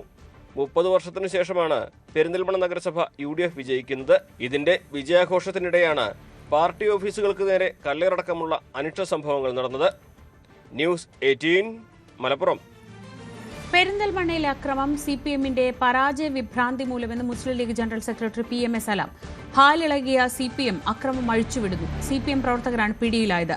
പാർട്ടിക്ക് ഉത്തരവാദിത്വത്തിൽ നിന്ന് ഒഴിഞ്ഞു മാറാനാകില്ലെന്നും PMA സലാം പറഞ്ഞു. ഒരു കാലത്തും അവർക്ക് നഷ്ടപ്പെട്ടിട്ടില്ലാത്ത പെരിന്തൽമണ്ണ മുനിസിപ്പാലിറ്റി പോലും ഇത്തവണ LDFന് നഷ്ടപ്പെട്ടു. ഇതിൽ വിഭ്രാന്തി പൂണ്ടിട്ടാണ് ഇന്നലെ ഒരു പ്രകോപനമില്ലാതെ മുസ്ലിം ലീഗിന്റെ നിയോജക മണ്ഡലം കമ്മിറ്റി ഓഫീസ് ആക്രമിച്ചത്. കല്ലെറിഞ്ഞ് തകർത്തു. ഒരു പ്രകോപനം ഉണ്ടായിട്ടില്ല. UDF മുസ്ലിം ലീഗോ തിരിച്ചാക്രമിക്കുകയോ അവർക്ക് ഞങ്ങൾ വിജയാഹ്ലാദ പ്രകടനം നടത്തിയത് മാർക്സിസ്റ്റ് പാർട്ടിയുടെ ഓഫീസ് നിൽക്കുന്ന പ്രദേശത്തേക്ക് കൂടി പോയില്ല. അത്രത്തോളം ശ്രദ്ധിച്ചാണ് ഞങ്ങൾ കൈകാര്യം ചെയ്തത്. പക്ഷേ ഒരു പ്രകോപനവും ഇല്ലാതെ ഞങ്ങളുടെ ഓഫീസ് കല്ലെറിഞ്ഞ് തകർക്കേണ്ടായത്. 5 പേരെ പിടിച്ചിട്ടുണ്ട്. 5 പേരും CPMകാരാണ്. അപ്പോൾ പാർട്ടിക്ക് അതിൽ നിന്ന് ഒഴിഞ്ഞു മാറാൻ കഴിയില്ല. അപ്പോൾ ഇത് പരാജയത്തിൽ വിഭ്രാന്തി പൂണ്ട ആളുകൾ ചെയ്യുക. തെരഞ്ഞെടുപ്പിൽ ജയിക്കും തോക്കുകയൊക്കെ ചെയ്യും. ഞങ്ങൾ തോറ്റ സമയത്ത് ഞങ്ങൾ എവിടെയും കുഴപ്പമുണ്ടാക്കിയിട്ടില്ലല്ലോ. ജനാധിപത്യ മര്യാദയല്ലേ? ആരെങ്കിലും ജയിച്ചിട്ടുണ്ടെങ്കിൽ ആ വിജയം അംഗീകരിക്കേണ്ടത് മറ്റ് പരാജയപ്പെട്ടവരുടെ ഉത്തരവാദിത്വമല്ലേ? അത് നിർവഹിക്കാതെ പരാജയപ്പെട്ടതിന് ജനങ്ങൾ വോട്ട് ചെയ്ത് പുറത്താക്കിയതിന് UDF-നോട് പക തീർത്തിട്ട് എന്താ കാര്യം? പെരിന്തൽമണ്ണ ആക്രമണം തെരഞ്ഞെടുപ്പിൽ തോറ്റതിലെ CPM ശൈലി എന്ന പ്രതിപക്ഷ നേതാവ് VD സതീശൻ. ജനവിധിക്കെതിരെയാണ് CPM-ന്റെ അക്രമം. സ്വന്തം മണ്ഡലത്തിൽ ബോംബ് നിർമ്മാണത്തിന് മുഖ്യമന്ത്രി കൂട്ടുനിൽക്കുകയാണെന്നും സതീശൻ ആരോപിച്ചു. തെരഞ്ഞെടുപ്പിൽ തോറ്റാൽ ഇതാണ് ചെയ്യുന്നത് CPM. പാനൂരിലെ മുനിസിപ്പാലിറ്റി കിട്ടിയപ്പോൾ പാനൂരിലെ ആക്രമണം, പയ്യന്നൂരിലെ ആക്രമണം, എവിടെയെങ്കിലും ഇവരുടെ ചില ഗ്രാമങ്ങളുണ്ട് അവിടെ നമ്മൾ നോമിനേഷൻ കൊടുത്താൽ അവരെ ആക്രമണം. എത്ര തരംതാണ രീതിയിലാണ്, ജനാധിപത്യ വിരുദ്ധമായിട്ടാണ് CPM കേരളത്തിൽ പ്രവർത്തിക്കുന്നത്. അപ്പോൾ അവർക്ക് കയ്യൂക്കുള്ള സ്ഥലത്തെല്ലാം അവർ ഈ വൃത്തിയുടെ അവർ ചെയ്യും. അതല്ലേ നമുക്ക് മനസ്സിലാക്കേണ്ടത്. കയ്യൂക്കുള്ള സ്ഥലത്തെല്ലാം ഇപ്പോഴും ആ അധികാരവും പോലീസിനെയും ഗുണ്ടകളെയും ക്രിമിനലുകളെ ഉപയോഗിക്കുകയാണ്. മുഖ്യമന്ത്രിയുടെ നിയോജകമണ്ഡലത്തിൽ ബോംബ് നിർമ്മാണത്തിൻ്റെ ഇടയിൽ ഒരുത്തൻ്റെ കൈയേറ്റുപോയി. അവിടെ പടക്കം ഉണ്ടാക്കിയാന്ന് പറയാം. ക്രിസ്മസിന് പടക്കം കർമ്മടത്ത് പടക്കം ഉണ്ടാക്കിയപ്പോൾ കൈ പോയാന്ന് പറയുന്നത്. ബോംബ് നിർമ്മാണത്തിന് മുഖ്യമന്ത്രി, പോലീസിൻ്റെ ചുമതലയുള്ള മുഖ്യമന്ത്രി കൂട്ടുനിൽക്കുകയാണ്. അത് കേരളത്തിലെ CPM ക്രിമിനലുകൾ കൊടുക്കുന്ന സന്ദേശം എല്ലായിടത്തും അടിച്ചോളാനാണ് അല്ലേ? തോറ്റു കഴിഞ്ഞപ്പോൾ പെരിന്തൽമണ്ണ തോറ്റ അത്രയേ ഉള്ളൂ. ജനവിധിയാണത്. ആ ജനവിധിക്കെതിരായിട്ടാണ് ആക്രമണം അഴിച്ചുവിടുന്നത്. പാലക്കാട്ടെ അജ്ഞാത വോട്ടുകൾ പരിശോധിക്കേണ്ടതാണെന്ന് KPCC അധ്യക്ഷൻ സണ്ണി ജോസഫ്. SIR-ൽ അപാകതകളുണ്ട് എന്ന് ഗൗരവമായി സംശയിക്കുന്നുവെന്നും KPCC അധ്യക്ഷൻ പറഞ്ഞു. അത് പരിശോധിക്കേണ്ട വിഷയമാണ്. SIR-ൽ ഒരുപാട് അപാകതകളുണ്ട്. ASD ലിസ്റ്റിൽ ഒരുപാട് അപാകതകളുണ്ട്. പരിഹരിക്കണം. ഞങ്ങൾ നേരത്തെ തന്നെ പറഞ്ഞതാണ്. സമയം ഇതിൻ്റെ അകത്ത് കിട്ടിയിട്ടില്ല. തദ്ദേശ തെരഞ്ഞെടുപ്പും SIR-ഉം ഒരുമിച്ച് വന്നത് ജനങ്ങൾക്കും രാഷ്ട്രീയ പ്രവർത്തകർക്കും വലിയ പ്രയാസം ഉണ്ടായിട്ടുണ്ട്. അതിനെതിരെ സുപ്രീം കോടതിയിൽ തന്നെ കേസുണ്ട്. കോടതിയുടെ നിർദ്ദേശം പോലും ഇലക്ഷൻ കമ്മീഷൻ വേണ്ടത്ര ഗൗരവത്തിൽ പരിഗണിച്ചിട്ടില്ല എന്നുകൂടെ മനസ്സിലാക്കണം. ഹൈന്ദവ സംഘടനകളുടെ നിർദ്ദേശപ്രകാരം സ്കൂളിൽ ക്രിസ്മസ് ആഘോഷം വിലക്കിയെന്ന പരാതിയുമായി രക്ഷാകർത്താവ്. തിരുവനന്തപുരം ആറ്റുകാൽ ചിന്മയ വിദ്യാലയത്തിനെതിരെയാണ് വിദ്യാഭ്യാസ മന്ത്രി V. ശിവൻകുട്ടിക്ക് പരാതി ലഭിച്ചത്. ഗൗരവത്തോടെ കാണുമെന്ന് മന്ത്രി വ്യക്തമാക്കിയിരുന്നു. നേരത്തെ സ്കൂളിന്റെ പേര് വിവരങ്ങൾ പുറത്തുവിടണമെന്നാവശ്യപ്പെട്ട് ഹിന്ദു ഐക്യവേദിയും രംഗത്തെത്തിയിരുന്നു. സ്കൂളുകളെ വർഗീയ പരീക്ഷണശാലകളാക്കാൻ അനുവദിക്കില്ല എന്നുള്ളതാണ്. ചില സ്വകാര്യ സ്കൂൾ മാനേജ്മെന്റുകൾ ക്രിസ്മസ് ആഘോഷങ്ങൾക്ക് വിലക്ക് ഏർപ്പെടുത്തുകയും ആഘോഷത്തിനായി കുട്ടികളിൽ നിന്ന് പിരിച്ച തുക തിരികെ നൽകുകയും ചെയ്തു എന്ന വാർത്ത അതീവ ഗൗരവത്തോടുകൂടിയാണ് സർക്കാർ കാണുന്നത്. സാരംഗ് സുധാകരൻ വിവരങ്ങളുമായി. സാരംഗ്, എവിടെയാണ് വിവാദങ്ങൾക്ക് തുടക്കം? മന്ത്രി ഇങ്ങനെ പറഞ്ഞപ്പോഴാണ് അത് ഏത് സ്കൂളാണെന്ന് വെളിപ്പെടുത്തണമെന്ന് ഹിന്ദു ഐക്യവേദി ആവശ്യപ്പെട്ടത്. അപ്പോഴാണ് എന്താണ് സംഭവിച്ചതെന്ന് മനസ്സിലാവുന്നത്. എന്താണ് യഥാർത്ഥത്തിൽ സംഭവിച്ചത്? ഈ വിദ്യാഭ്യാസ മന്ത്രിക്ക് കിട്ടിയ പരാതി എന്തായിരുന്നു?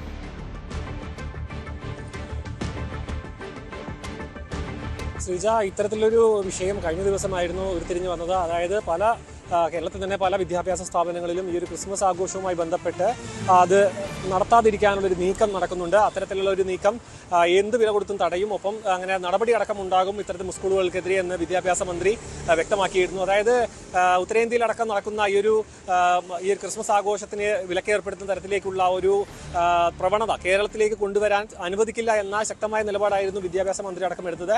അതിനുശേഷമാണ് ഇപ്പോൾ ഹിന്ദു ഐക്യവേദിയുടെ ഒരു പ്രതികരണം വന്നത്. അത് അത്തരത്തിൽ ഏത് സ്കൂളുകളിലാണ് ഇങ്ങനെ ഉണ്ടായിട്ടുള്ളത്, അങ്ങനെയാണെങ്കിൽ ആ പേര് വിവരങ്ങളടക്കം പുറത്തേക്ക് വിടണമെന്നായിരുന്നു ഈ ഒരു മന്ത്രിക്ക് നൽകിയൊരു മറുപടി എന്ന രീതിയിൽ ഹിന്ദു ഐക്യവേദിയുടെ മറുപടി വന്നത്.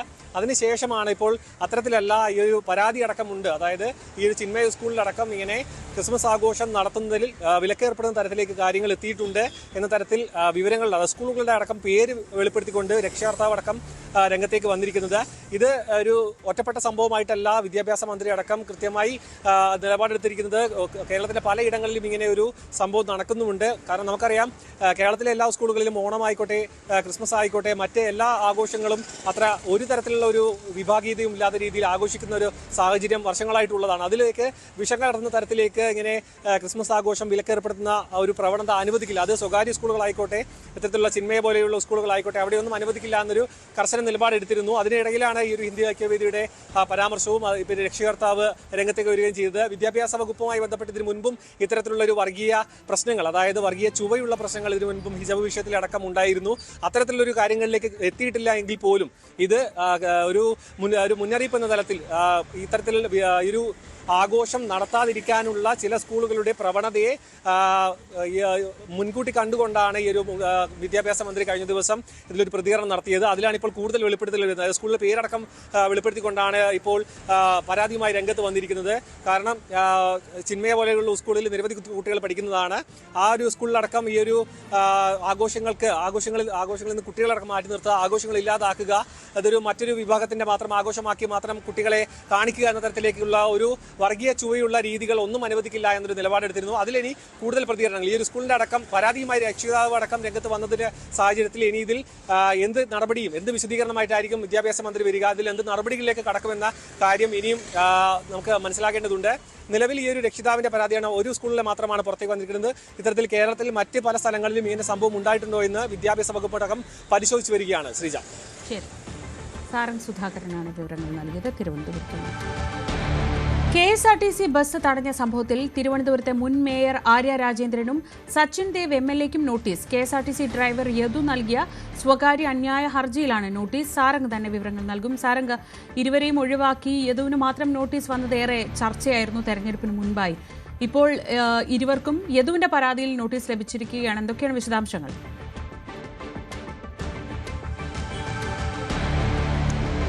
ശ്രീജ, ഒരു വലിയ രാഷ്ട്രീയ ഗോളികളൊക്കെ ഉണ്ടാക്കിയ ഒരു സംഭവമായിരുന്നു 2024 ഏപ്രിൽ 27-ന് പാളയത്ത് വെച്ച് ഈ ഒരു കേസ് യദു ഓടിച്ചുകൊണ്ടിരുന്ന KSRTC ബസ് മേയറും സംഘവും തടയുകയും പിന്നീട് വാക്പോരിലേക്കും പിന്നീട് അസഭ്യമടക്കം പറഞ്ഞു എന്ന തരത്തിലേക്കടക്കം അത് ഒരു ചെറിയൊരു തർക്കം എന്ന തലത്തിൽ നിന്ന് തുടങ്ങി അത് രാഷ്ട്രീയ തലത്തിലേക്കും വലിയൊരു വിവാദത്തിലേക്കടക്കം എത്തിയിരുന്നു. പിന്നീടാണ് യദുവിനെ ഈ ഒരു ജോലിയിൽ നിന്ന് മാറ്റുന്ന തരത്തിലേക്ക്, അതായത് യദു കുറ്റക്കാരനാണ് എന്ന തരത്തിലേക്ക് കാര്യങ്ങൾ എത്തിയടക്കം ചെയ്യുന്നു. അതിൽ തുടക്കം തന്നെ യദു ഒരു പരാതിയുമായി രംഗത്ത് വന്നപ്പോൾ പോലീസ് ഈ ഒരു കേസ് എടുക്കാനടക്കം മടി കാണിച്ചു എന്നൊരു ആരോപണം ഉയർത്തിയിരുന്നു. നിരവധി തവണ കോടതിയിലടക്കം പോയതിനു ശേഷമാണ് ഈ ഒരു കന്റോൺമെന്റ് പോലീസ് ഈ ഒരു പരാതി സ്വീകരിക്കുകയും അന്വേഷണം ആരംഭിച്ച് അതിനുശേഷം ഇവരെല്ലാം, അതായത് ആര്യ രാജേന്ദ്രനെയും ഒപ്പം ശശിദേവിനടക്കം ഈ ഒരു പരാതിയിൽ, അതായത് ഒരു കേസിൽ നിന്ന് മാറ്റി നിർത്തി ആര്യയുടെ അനിയനെ മാത്രം ഈ ഒരു കേസിൽ ഉൾപ്പെടുത്തിക്കൊണ്ടായിരുന്നു കുറ്റപത്രം സമർപ്പിച്ചത്. ഈ കുറ്റപത്രം റദ്ദാക്കണമെന്നും ആരോപണ വിധേയർ ഇത് ഈ ഒരു സംഭവവുമായി ബന്ധപ്പെട്ട ഇവരെ രണ്ടുപേരെയും കുറ്റപത്രത്തിൽ ഉൾപ്പെടുത്തണമെന്ന ആവശ്യപ്പെട്ടായിരുന്നു യദു ഈ ഒരു സ്വകാര്യ ഹർജി നൽകിയത്. ആ ഹർജിയിലാണ് ഇപ്പോൾ നോട്ടീസ് നൽകിയിരിക്കുന്നത്. അടുത്ത മാസം 21-ന് ഹാജരാകണമെന്നാണ് നിർദ്ദേശമുള്ളത്. മാത്രമല്ല ഇതിൽ ആ ഡ്രൈവർ, അതായത് KSRTC ബസിന്റെ കണ്ടക്ടറായ സിബി എന്നൊരു വ്യക്തി കൂടിയുണ്ട്. അയാളാണ് ഈ ഒരു മെമ്മറി കാർഡ്, ഈ ഒരു ബസ്സിനകത്തുള്ള CCTVയുടെ മെമ്മറി കാർഡ് നശിപ്പിച്ചത് ഇയാളാണെന്നൊരു ആരോപണം യദു ആദ്യം മുതൽ തന്നെ ഉയർത്തിയിരുന്നു. ഇയാളെയും പ്രതിപട്ടികയിൽ ചേർക്കണമെന്നൊരു ആവശ്യം മുന്നോട്ട് വെച്ചിട്ടുണ്ട്. അതിൽ തീരുമാനമായിട്ടില്ല. അതടക്കം നോക്കുകയാണെന്നുണ്ടെങ്കിൽ ഇത് വീണ്ടും, അതായത് തിരഞ്ഞെടുപ്പിലേറ്റ വലിയൊരു ആഘാതത്തിന് പുറമെ വലിയൊരു രാഷ്ട്രീയ വിവാദമായ ഈ ഒരു KSRTC വിഷയമടക്കം വീണ്ടും പൊതുമധ്യത്തിലേക്ക് വരുന്നു. അത് വീണ്ടും കോടതി വ്യവഹാരങ്ങളിലേക്ക് കടക്കുന്നു എന്നാണ് മനസ്സിലാക്കാൻ കഴിയുന്നത്. ഇനി കൂടുതൽ, അതായത് ജനുവരി 21-ന് കോടതിയിൽ ഹാജരായതിനു ശേഷമായിരിക്കും ഇതിൽ കൂടുതൽ വിവരങ്ങൾ നമുക്ക് മനസ്സിലാക്കുക. ശ്രീജ. തടവുകാരിൽ നിന്ന് പണം കൈപ്പറ്റിയ ജയിൽ DIG MK വിനോദ് കുമാറിനെ സസ്പെൻഡ് ചെയ്യാൻ ശുപാർശ. വിജിലൻസ് മേധാവിയാണ് സർക്കാരിന് ശുപാർശ നൽകിയത്. അനധികൃത സ്വത്ത് സമ്പാദനത്തിലും കൂടുതൽ അന്വേഷണം തുടങ്ങി. പരിശോധനയിൽ രേഖകളും പിടിച്ചെടുത്തു. വയനാട്ടിലെ നരഭോജി കടുവയ്ക്കായി തെരച്ചിൽ ഊർജിതം. പ്രദേശത്ത് കൂട് സ്ഥാപിച്ചു. കൂട്ടിൽ അകപ്പെട്ടില്ലെങ്കിൽ മയക്കുവെടി വെച്ച് പിടികൂടാനാണ് തീരുമാനം. കടുവയെ പിടികൂടാൻ വൈകുന്നതിൽ പ്രദേശവാസികൾ ഭീതിയിലാണ്. ഈ കഴിഞ്ഞ 20-ാം തീയതിയാണ് കാപ്പിസെറ്റ് ദേവർഗദ്ദ എന്ന് പറയുന്ന സ്ഥലത്ത് ഒരു ആദിവാസി വയോധികനെ കടുവ കടിച്ചു വന്നത്. ഇന്നലെ ഈ ആദിവാസി വയോധികന്റെ സംസ്കാര ചടങ്ങുകൾ ഇവിടെ കഴിഞ്ഞു. അതിനുശേഷം ഒരു 5 മണിക്ക് ശേഷം തൊട്ടടുത്തുള്ള മാടപ്പള്ളിക്കുന്ന് എന്ന് പറയുന്ന സ്ഥലത്ത് വീണ്ടും കടുവയുടെ സാന്നിധ്യം കണ്ടത് ഇവിടെയുള്ള ജനങ്ങളെല്ലാം വലിയ രീതിയിൽ തന്നെ ഭീതിയിലാഴ്ത്തിയിരിക്കുകയാണ്. എന്തായാലും 20-ാം തീയതി ഈ കടുവ ആക്രമിച്ചതിന് ശേഷം വനംവകുപ്പിൻ്റെ ക്യാമറയിൽ രാത്രി 8 മണിയോടെ തന്നെ ഒരു കടുവയുടെ ദൃശ്യം പതിഞ്ഞിരുന്നു. എന്നാൽ ഈ കടുവയുടെ അല്ലെങ്കിൽ ഇത് പരിശോധിച്ചതിൽ നിന്ന് മനസ്സിലായത് കേരളത്തിലെയോ അല്ലെങ്കിൽ കർണാടകയിലെയോ അല്ലെങ്കിൽ തമിഴ്നാട്ടിലെയോ ഒരു കടുവയല്ല ഇത്, പുറത്തുനിന്ന് എവിടെ നിന്നോ വന്ന ഒരു കടുവ എന്നുള്ളതാണ്. അതുകൊണ്ട് തന്നെ വലിയ ആശങ്കയാണ് ഇപ്പോൾ ഇവിടെയുള്ളത്. ഈ ഒരു സമയം എന്ന് പറയുന്നത് കടുവകളുടെ പ്രജനനകാലം എന്നാണ് പറയുന്നത്. അതുകൊണ്ട് തന്നെ ഈ സമയത്ത് കടുവകൾ ദൂരസ്ഥലങ്ങളിൽ നിന്നെല്ലാം എത്താനുള്ള സാധ്യതയുണ്ട്. എന്തായാലും ഇത് ഒരു നരഭോജി കടുവയായതുകൊണ്ട് തന്നെ ഇതിനെ പിടിക്കണം എന്നുള്ളതാണ് ഇവിടെയുള്ള നാട്ടുകാരുടെ ആവശ്യം. അതുകൊണ്ട് തന്നെ കഴിഞ്ഞ ദിവസം വൈൽഡ് ലൈഫ് വാർഡൻ്റെ ഒരു ഉത്തരവ് ഇറങ്ങിയിരുന്നു ഈ കടുവയെ മയക്കുവെടി വെച്ച് പിടികൂടാൻ. എന്നാൽ മയക്കുവെടി വെച്ച് പിടികൂടുന്നതിന് മുമ്പ് കൂട് സ്ഥാപിക്കുകയാണ് സാധാരണ ചെയ്യാറുള്ളത്. ഇവിടെ 2 സ്ഥലത്ത് കൂട് സ്ഥാപിച്ചിട്ടുണ്ട്. ആദ്യം കടുവയെ ആണെങ്കിൽ അതിനെ വനത്തിലേക്ക് തുരത്തുക എന്നുള്ളതാണ് ഈ ഒരു വനംവകുപ്പ് ചെയ്തുകൊണ്ട് പോകുന്ന കാര്യം. അങ്ങനെ കഴിഞ്ഞില്ലെങ്കിൽ ഈ കൂട് വെച്ച് പരീക്ഷിക്കും. അതും കഴിഞ്ഞില്ലെങ്കിലാണ് മയക്കുവെടി വയ്ക്കുക. നേരെ മറിച്ച് ആക്രമണകാരിയാണ് എന്നുണ്ടെങ്കിൽ തീർച്ചയായും അത് ആളുകളുടെ ആവശ്യാനുസരണം അത് മയക്കുവെടി വെക്കേണ്ടതുണ്ട്. എന്തായാലും ഇപ്പോൾ നമുക്കറിയാൻ കഴിയുന്നത് ഇതിനെ മയക്കുവെടി വെച്ച് അല്ലെങ്കിൽ മയക്കുവെടി വെച്ച് വീഴ്ത്തി കാട്ടിലേക്ക് പറഞ്ഞു വിടാനുള്ള ഒരു സാഹചര്യമൊക്കെയാണ് ഉണ്ടാവുക. എന്തായാലും ഈ ഒരു പ്രദേശം വലിയ ഭീതിയിൽ തന്നെയാണ്. കഴിഞ്ഞ ദിവസത്തെ ഈ ആദിവാസി വൃദ്ധൻ്റെ ഒരു മരണത്തോടെ തന്നെ ഇവിടെ അധികം ഇത്തരത്തിലെ വന്യമൃഗങ്ങൾ ഇറങ്ങാത്ത ഒരു സ്ഥലമാണ്. എന്നാൽ കാടിനോട് അടുത്ത സ്ഥലവുമാണ്. ഇത്തരത്തിലൊരു ഭീതി ഇതുവരെ ഇവിടെ ഉണ്ടായിട്ടില്ല. പിന്നെ ഈ കടുവയെക്കുറിച്ച് പറയുകയാണെങ്കിൽ നമ്മൾ കടുവ ഈ ഒരു മനുഷ്യൻ്റെ ടേസ്റ്റ് അറിഞ്ഞു കഴിഞ്ഞാൽ പിന്നീട് കടുവ അവിടെ ചുറ്റിപ്പറ്റി നിൽക്കുമെന്നൊക്കെയാണ് പൊതുവെ പറയപ്പെടുന്നത്. ഈ ഭക്ഷിച്ചിട്ടില്ലെങ്കിൽ പോലും ഇതിൻ്റെ ടേസ്റ്റ് കടുവ അറിഞ്ഞിട്ടുണ്ട്. അതുകൊണ്ട് തന്നെ ഇവിടെയുള്ള ആളുകളെല്ലാം വലിയ ഭീതിയിലാണ്. എന്തായാലും വനംവകുപ്പ് ഇപ്പോഴും അന്വേഷണത്തിൽ തന്നെയാണ്. കാട് കയറിയുമൊക്കെ അന്വേഷിച്ച് നടക്കുന്നുണ്ട്. അതുപോലെ തന്നെ 2 കൂടുകൾ ഈ ഭാഗത്തായിട്ട് സ്ഥാപിച്ചിട്ടുണ്ട്. ഈ കൂടുകളിൽ ഇന്നോ കൂടി കടുവ വന്നില്ലെങ്കിൽ കാട്ടിലേക്ക് കയറി ഇതിനെ തിരഞ്ഞ് മയക്കുവെടി വയ്ക്കാനുള്ള ഒരു ശ്രമമാണ് നടത്തുന്നതെന്നാണ് നമുക്ക് മനസ്സിലായിട്ടുള്ളത്. എന്തായാലും ഈ ഒരു പ്രദേശം ഒരു ജനവാസ കേന്ദ്രമായതുകൊണ്ട് തന്നെ ഇവിടെയുള്ള ആളുകൾ ഭീതിയിലാണ്. ജയരാജ് ബത്തേരിയാണ് വിവരങ്ങൾ നൽകിയത്. പുൽപ്പള്ളിയിലെ നരഭോജി കടുവ കർണാടക ഡേറ്റാബേസിലുള്ളതാണോ എന്നറിയാൻ കൂടുതൽ പരിശോധന വേണമെന്ന് മന്ത്രി കെ ശശീന്ദ്രൻ. ഉദ്യോഗസ്ഥ തലത്തിൽ ഇതിനുള്ള നടപടി തുടങ്ങി. സംസ്ഥാനത്ത് RRT അംഗങ്ങളുടെ എണ്ണം കൂട്ടേണ്ടതുണ്ട്. ഇക്കാര്യത്തിൽ ധനമന്ത്രിയുമായി ചർച്ച നടത്തും. വന്യമൃഗങ്ങൾ ജനവാസ മേഖലയിലേക്ക് കൂടുതലായി ഇറങ്ങുന്നുണ്ട്. ജനങ്ങൾ കൂടുതൽ ജാഗ്രത പാലിക്കണമെന്നും വനമന്ത്രി ആവശ്യപ്പെട്ടു. വയനാട്ടിൽ ഇന്നലെയും കടുവ ഇറങ്ങിയത് കർണാടകയിൽ നിന്നുള്ള കടുവയാണെന്ന് തന്നെയാണോ സ്ഥിരീകരിക്കാൻ പറ്റുന്നത്? അല്ല, അതങ്ങനെയൊരു അഭ്യൂഹം വയനാട് മേഖലയിലാകെ പറഞ്ഞിട്ടുണ്ട്. പക്ഷേ അതിൽ വസ്തുതയുണ്ടോ എന്ന് വനംവകുപ്പിലെ ഉദ്യോഗസ്ഥന്മാർ തമ്മിൽ പരിശോധിക്കുന്നതാണ് നന്നായിരിക്കുക എന്നൊരു നിർദ്ദേശമാണ് കൊടുത്തിട്ടുള്ളത്. അതേസമയത്ത് അതിൽ വസ്തുതയുണ്ടെങ്കിൽ മന്ത്രിതലത്തിൽ തന്നെ സംസാരിച്ച് അങ്ങനത്തെ ഒഴിവാക്കാൻ എന്താണ് അത്തരം സംഭവങ്ങൾ ഉണ്ടാകാൻ പാടില്ല. ഇവിടുന്ന് അങ്ങോട്ടും പോകാൻ പാടില്ല, അവിടുന്ന് ഇങ്ങോട്ടും പോകാൻ പാടില്ല. അങ്ങനെ ഉണ്ടാകുന്ന സന്ദർഭങ്ങളിൽ എങ്ങനെ പ്രവർത്തിക്കണമെന്നത് സംബന്ധിച്ച് ഒരു ധാരണയിൽ എത്തിച്ചേരാൻ കഴിയുമെന്നാണ് കരുതുന്നത്. പത്തനംതിട്ട വടശ്ശേരിക്കര കുമ്പളത്താമണ്ണിൽ ജനവാസ മേഖലയിൽ കഴിഞ്ഞ ദിവസങ്ങളിൽ ഭീതി വിതച്ച കടുവ കെണിയിൽ. പ്രദേശത്തെ നിരവധി വളർത്തുമൃഗങ്ങളെ ഈ കടുവ പിടികൂടിയിരുന്നു. ഇതിനു പിന്നാലെ സ്ഥാപിച്ച കൂട്ടിലാണ് കടുവ കുടുങ്ങിയത്. ഇന്ന് രാവിലെയാണ് പത്തനംതിട്ട കുമ്പളത്താമണ്ണിൽ വനംവകുപ്പ് സ്ഥാപിച്ച കൂട്ടിൽ കടുവ വീണത്. എന്തായാലും കഴിഞ്ഞ കുറേ നാളുകളായി ഈ പ്രദേശത്തെ കടുവയുടെ സാന്നിധ്യമുണ്ടായിരുന്നു. വളർത്തുമൃഗങ്ങളെ പിടിച്ചുകൊണ്ടുപോകുന്ന ഒരു കാര്യം കൂടി ഇവിടെ ഉണ്ടായിരുന്നു. അതുകൊണ്ട് തന്നെ നാട്ടുകാർ വളരെ ഭീതിയിലായിരുന്നു. പകൽ സമയങ്ങളിൽ പോലും നാട്ടുകാർക്ക് പുറത്തിറങ്ങാൻ കഴിയാത്ത ഒരു സാഹചര്യം ഉണ്ടായിരുന്നു. കഴിഞ്ഞ ദിവസവും കടുവ ഇറങ്ങി ഒരു ആടിനെ പിടികൂടിയിരുന്നു. എന്തായാലും പകുതി ഭക്ഷിച്ച ആടിനെ അവിടെ ഉപേക്ഷിച്ചിട്ട് തിരികെ കാട്ടിലേക്ക് മടങ്ങുകയായിരുന്നു. തുടർന്നാണ് ഈ ആട് രാവിലെ 7:30 കൂടിയാണ് കടുവ ഈ കെണിയിൽ വീണതായി വനപാലകർ കണ്ടെത്തുന്നത്. എന്തായാലും ഈ പ്രദേശവാസികളെല്ലാം ഈ ആശങ്ക ഈ കടുവയുടെ ആക്രമണം ഉണ്ടാകുമോ എന്നുള്ള ഭീതിയിൽ തന്നെ കഴിഞ്ഞിരുന്ന സാഹചര്യമാണ് ഉണ്ടായിരുന്നത്. എന്തായാലും കടുവ കെണിയിൽ അകപ്പെട്ടതോടുകൂടി തന്നെ വലിയ ആശ്വാസമാണ് ഉണ്ടായിട്ടുള്ളത്. എന്തായാലും വനമേഖലയോട് ചേർന്ന പ്രദേശമാണ്. വന്യജീവി ആക്രമണം ഈ പ്രദേശത്ത് പതിവായിട്ടുണ്ടാകാറുണ്ട്. ആനയും പുലിയും കടുവയൊക്കെ ഇറങ്ങുന്ന ഒരു പ്രദേശമാണ്. എന്തായാലും കടുവ ഈ അപകടകാരിയായ കടുവയെ എന്തായാലും ഈ കെണിയിൽ ഇന്ന് വനപാലകർ കെണിയിൽപ്പെടുത്തിയോടുകൂടി തന്നെ എന്തായാലും പ്രദേശവാസികൾക്ക് വളരെ ആശ്വാസമായിട്ടുണ്ട്. 8 വയസ്സുള്ള കടുവയാണ് ഈ കെണിയിൽ വീണത്. എന്തായാലും ആ കടുവയ്ക്ക് ആരോഗ്യ പ്രശ്നങ്ങളൊന്നും ഉണ്ടായിട്ടില്ല. നടപടിക്രമങ്ങളെല്ലാം പാലിച്ചതിന് ശേഷം വനപാലകർ അവിടെ നിന്നും കടുവയെ ഗവിയിലേക്ക് വനത്തിലാണ് കൊണ്ടുപോയെന്നുള്ള സൂചനയാണ് നമുക്ക് ലഭിക്കുന്നത്. എന്തായാലും നിലവിലത്തെ സാഹചര്യത്തിൽ ആ പ്രദേശവാസികൾ വലിയ ആശ്വാസം ഉണ്ടായിരിക്കുന്നു. കഴിഞ്ഞ 3-4 മാസമായി ഈ പ്രദേശത്തെ വീടുകളിലെ വളർത്തുമൃഗങ്ങളെ സ്ഥിരം ആക്രമിക്കുകയായിരുന്നു ഈ കടുവയുടെ പതിവ്. അതുകൊണ്ട് തന്നെ കടുവയെ പിടികൂടണമെന്ന് ആവശ്യപ്പെട്ടിരുന്നു. ആ സാഹചര്യത്തിലാണ് വനംവകുപ്പ് കൂട് സ്ഥാപിക്കുകയും കടുവയുടെ പിടികൂടുകയും ചെയ്തിട്ടുള്ളത്. എന്തായാലും ആരോഗ്യസ്ഥിതി എല്ലാം പരിശോധന ശേഷമാണ് അതിനെ കാട്ടിലേക്ക് അയക്കാനുള്ള നടപടികൾ വനം വകുപ്പ് സ്വീകരിച്ചത്. രാവിലെ തന്നെ വനപാലകർ വന്നതിന് ശേഷമാണ് കടുവയെ അവിടെ നിന്നും പരിശോധനയൊക്കെ നടത്തിയതിന് ശേഷമാണ് പ്രത്യേക വാഹനത്തിൽ കടുവയെ അവിടെ നിന്നും കൊണ്ടുപോയത്. എന്തായാലും പ്രദേശവാസികൾക്ക് കടുവയെ പിടികൂടിയതോടെ തന്നെ വലിയ ഒരു ആശ്വാസമാണ് ഉണ്ടായിരിക്കുന്നത്. ആലപ്പുഴ വളവനാട് ബൈക്കുകൾ കൂട്ടിയിടിച്ച് 2 യുവാക്കൾക്ക് ദാരുണാന്ത്യം. മണ്ണഞ്ചേരി സ്വദേശി നിഖിൽ, ചേർത്തല അരീപ്പറമ്പ് സ്വദേശി രാകേഷ് എന്നിവരാണ് മരിച്ചത്. രാകേഷിന്റെ സുഹൃത്ത് വിപിന് പരിക്കേറ്റു. ഞായറാഴ്ച രാത്രി വളവനാട് AS കനാൽ പറത്തറ പാലത്തിന് സമീപമായിരുന്നു അപകടം. പാലക്കാട് ഒറ്റപ്പാലം ലക്കിടി കൂട്ടുപാതയിൽ ടോറസ് ലോറിയും സ്കൂട്ടറും കൂട്ടിയിടിച്ചും അപകടമുണ്ടായി. അമ്മയും കുഞ്ഞുമാണ് മരിച്ചത്. തിരുവല്ലോമല കണിയാർക്കോട് സ്വദേശി ശരണ്യ, മകൾ 5 വയസ്സുള്ള ആദിശ്രീ എന്നിവരാണ് മരിച്ചത്. തിരുവല്ലോമല റൂട്ടിൽ വായനശാല സ്റ്റോപ്പിൽ രാവിലെയായിരുന്നു അപകടം. സ്കൂട്ടർ ഓടിച്ചിരുന്ന ബന്ധു മോഹൻദാസിന് സാരമായി പരിക്കേറ്റു. ലക്കിടി ഭാഗത്തേക്ക് ഒരേ ദിശയിൽ പോവുകയായിരുന്ന സ്കൂട്ടറിൽ ടിപ്പർ ഇടിക്കുകയായിരുന്നു. തിരുവല്ലോമല മലയിലെ വീട്ടിൽ നിന്ന് ഭർത്താവിന്റെ വീടായ ലക്കിടി കൂട്ടുപാതയിലേക്ക് പോവുകയായിരുന്നു. ശരണ്യയും കുഞ്ഞും ഒറ്റപ്പാലം താലൂക്ക് ആശുപത്രിയിൽ എത്തിച്ചെങ്കിലും ജീവൻ രക്ഷിക്കാനായില്ല. പത്തനംതിട്ടയിൽ ശബരിമല തീർത്ഥാടകരുടെ വാഹനം അപകടത്തിൽപ്പെട്ടു. തുലാപ്പള്ളി ആലപ്പാട്ട് കവലയിലാണ് അപകടം. തീർത്ഥാടകർ സഞ്ചരിച്ചിരുന്ന മിനി ബസ് നിയന്ത്രണം വിട്ട് നിർത്തിയിട്ടിരുന്ന കാറിലും ബസ്സിലും ഇടിക്കുകയായിരുന്നു. ബസിന്റെ മുൻഭാഗം മണ്ണുമാന്തി യന്ത്രം ഉപയോഗിച്ച് പൊളിച്ചാണ് അകത്തു കുടുങ്ങിയവരെ പുറത്തെത്തിച്ചത്. പരിക്കേറ്റവരെ സമീപത്തെ ആശുപത്രിയിലേക്ക് മാറ്റി. അപകടത്തിന്റെ CCTV ദൃശ്യങ്ങൾ പുറത്തുവന്നു.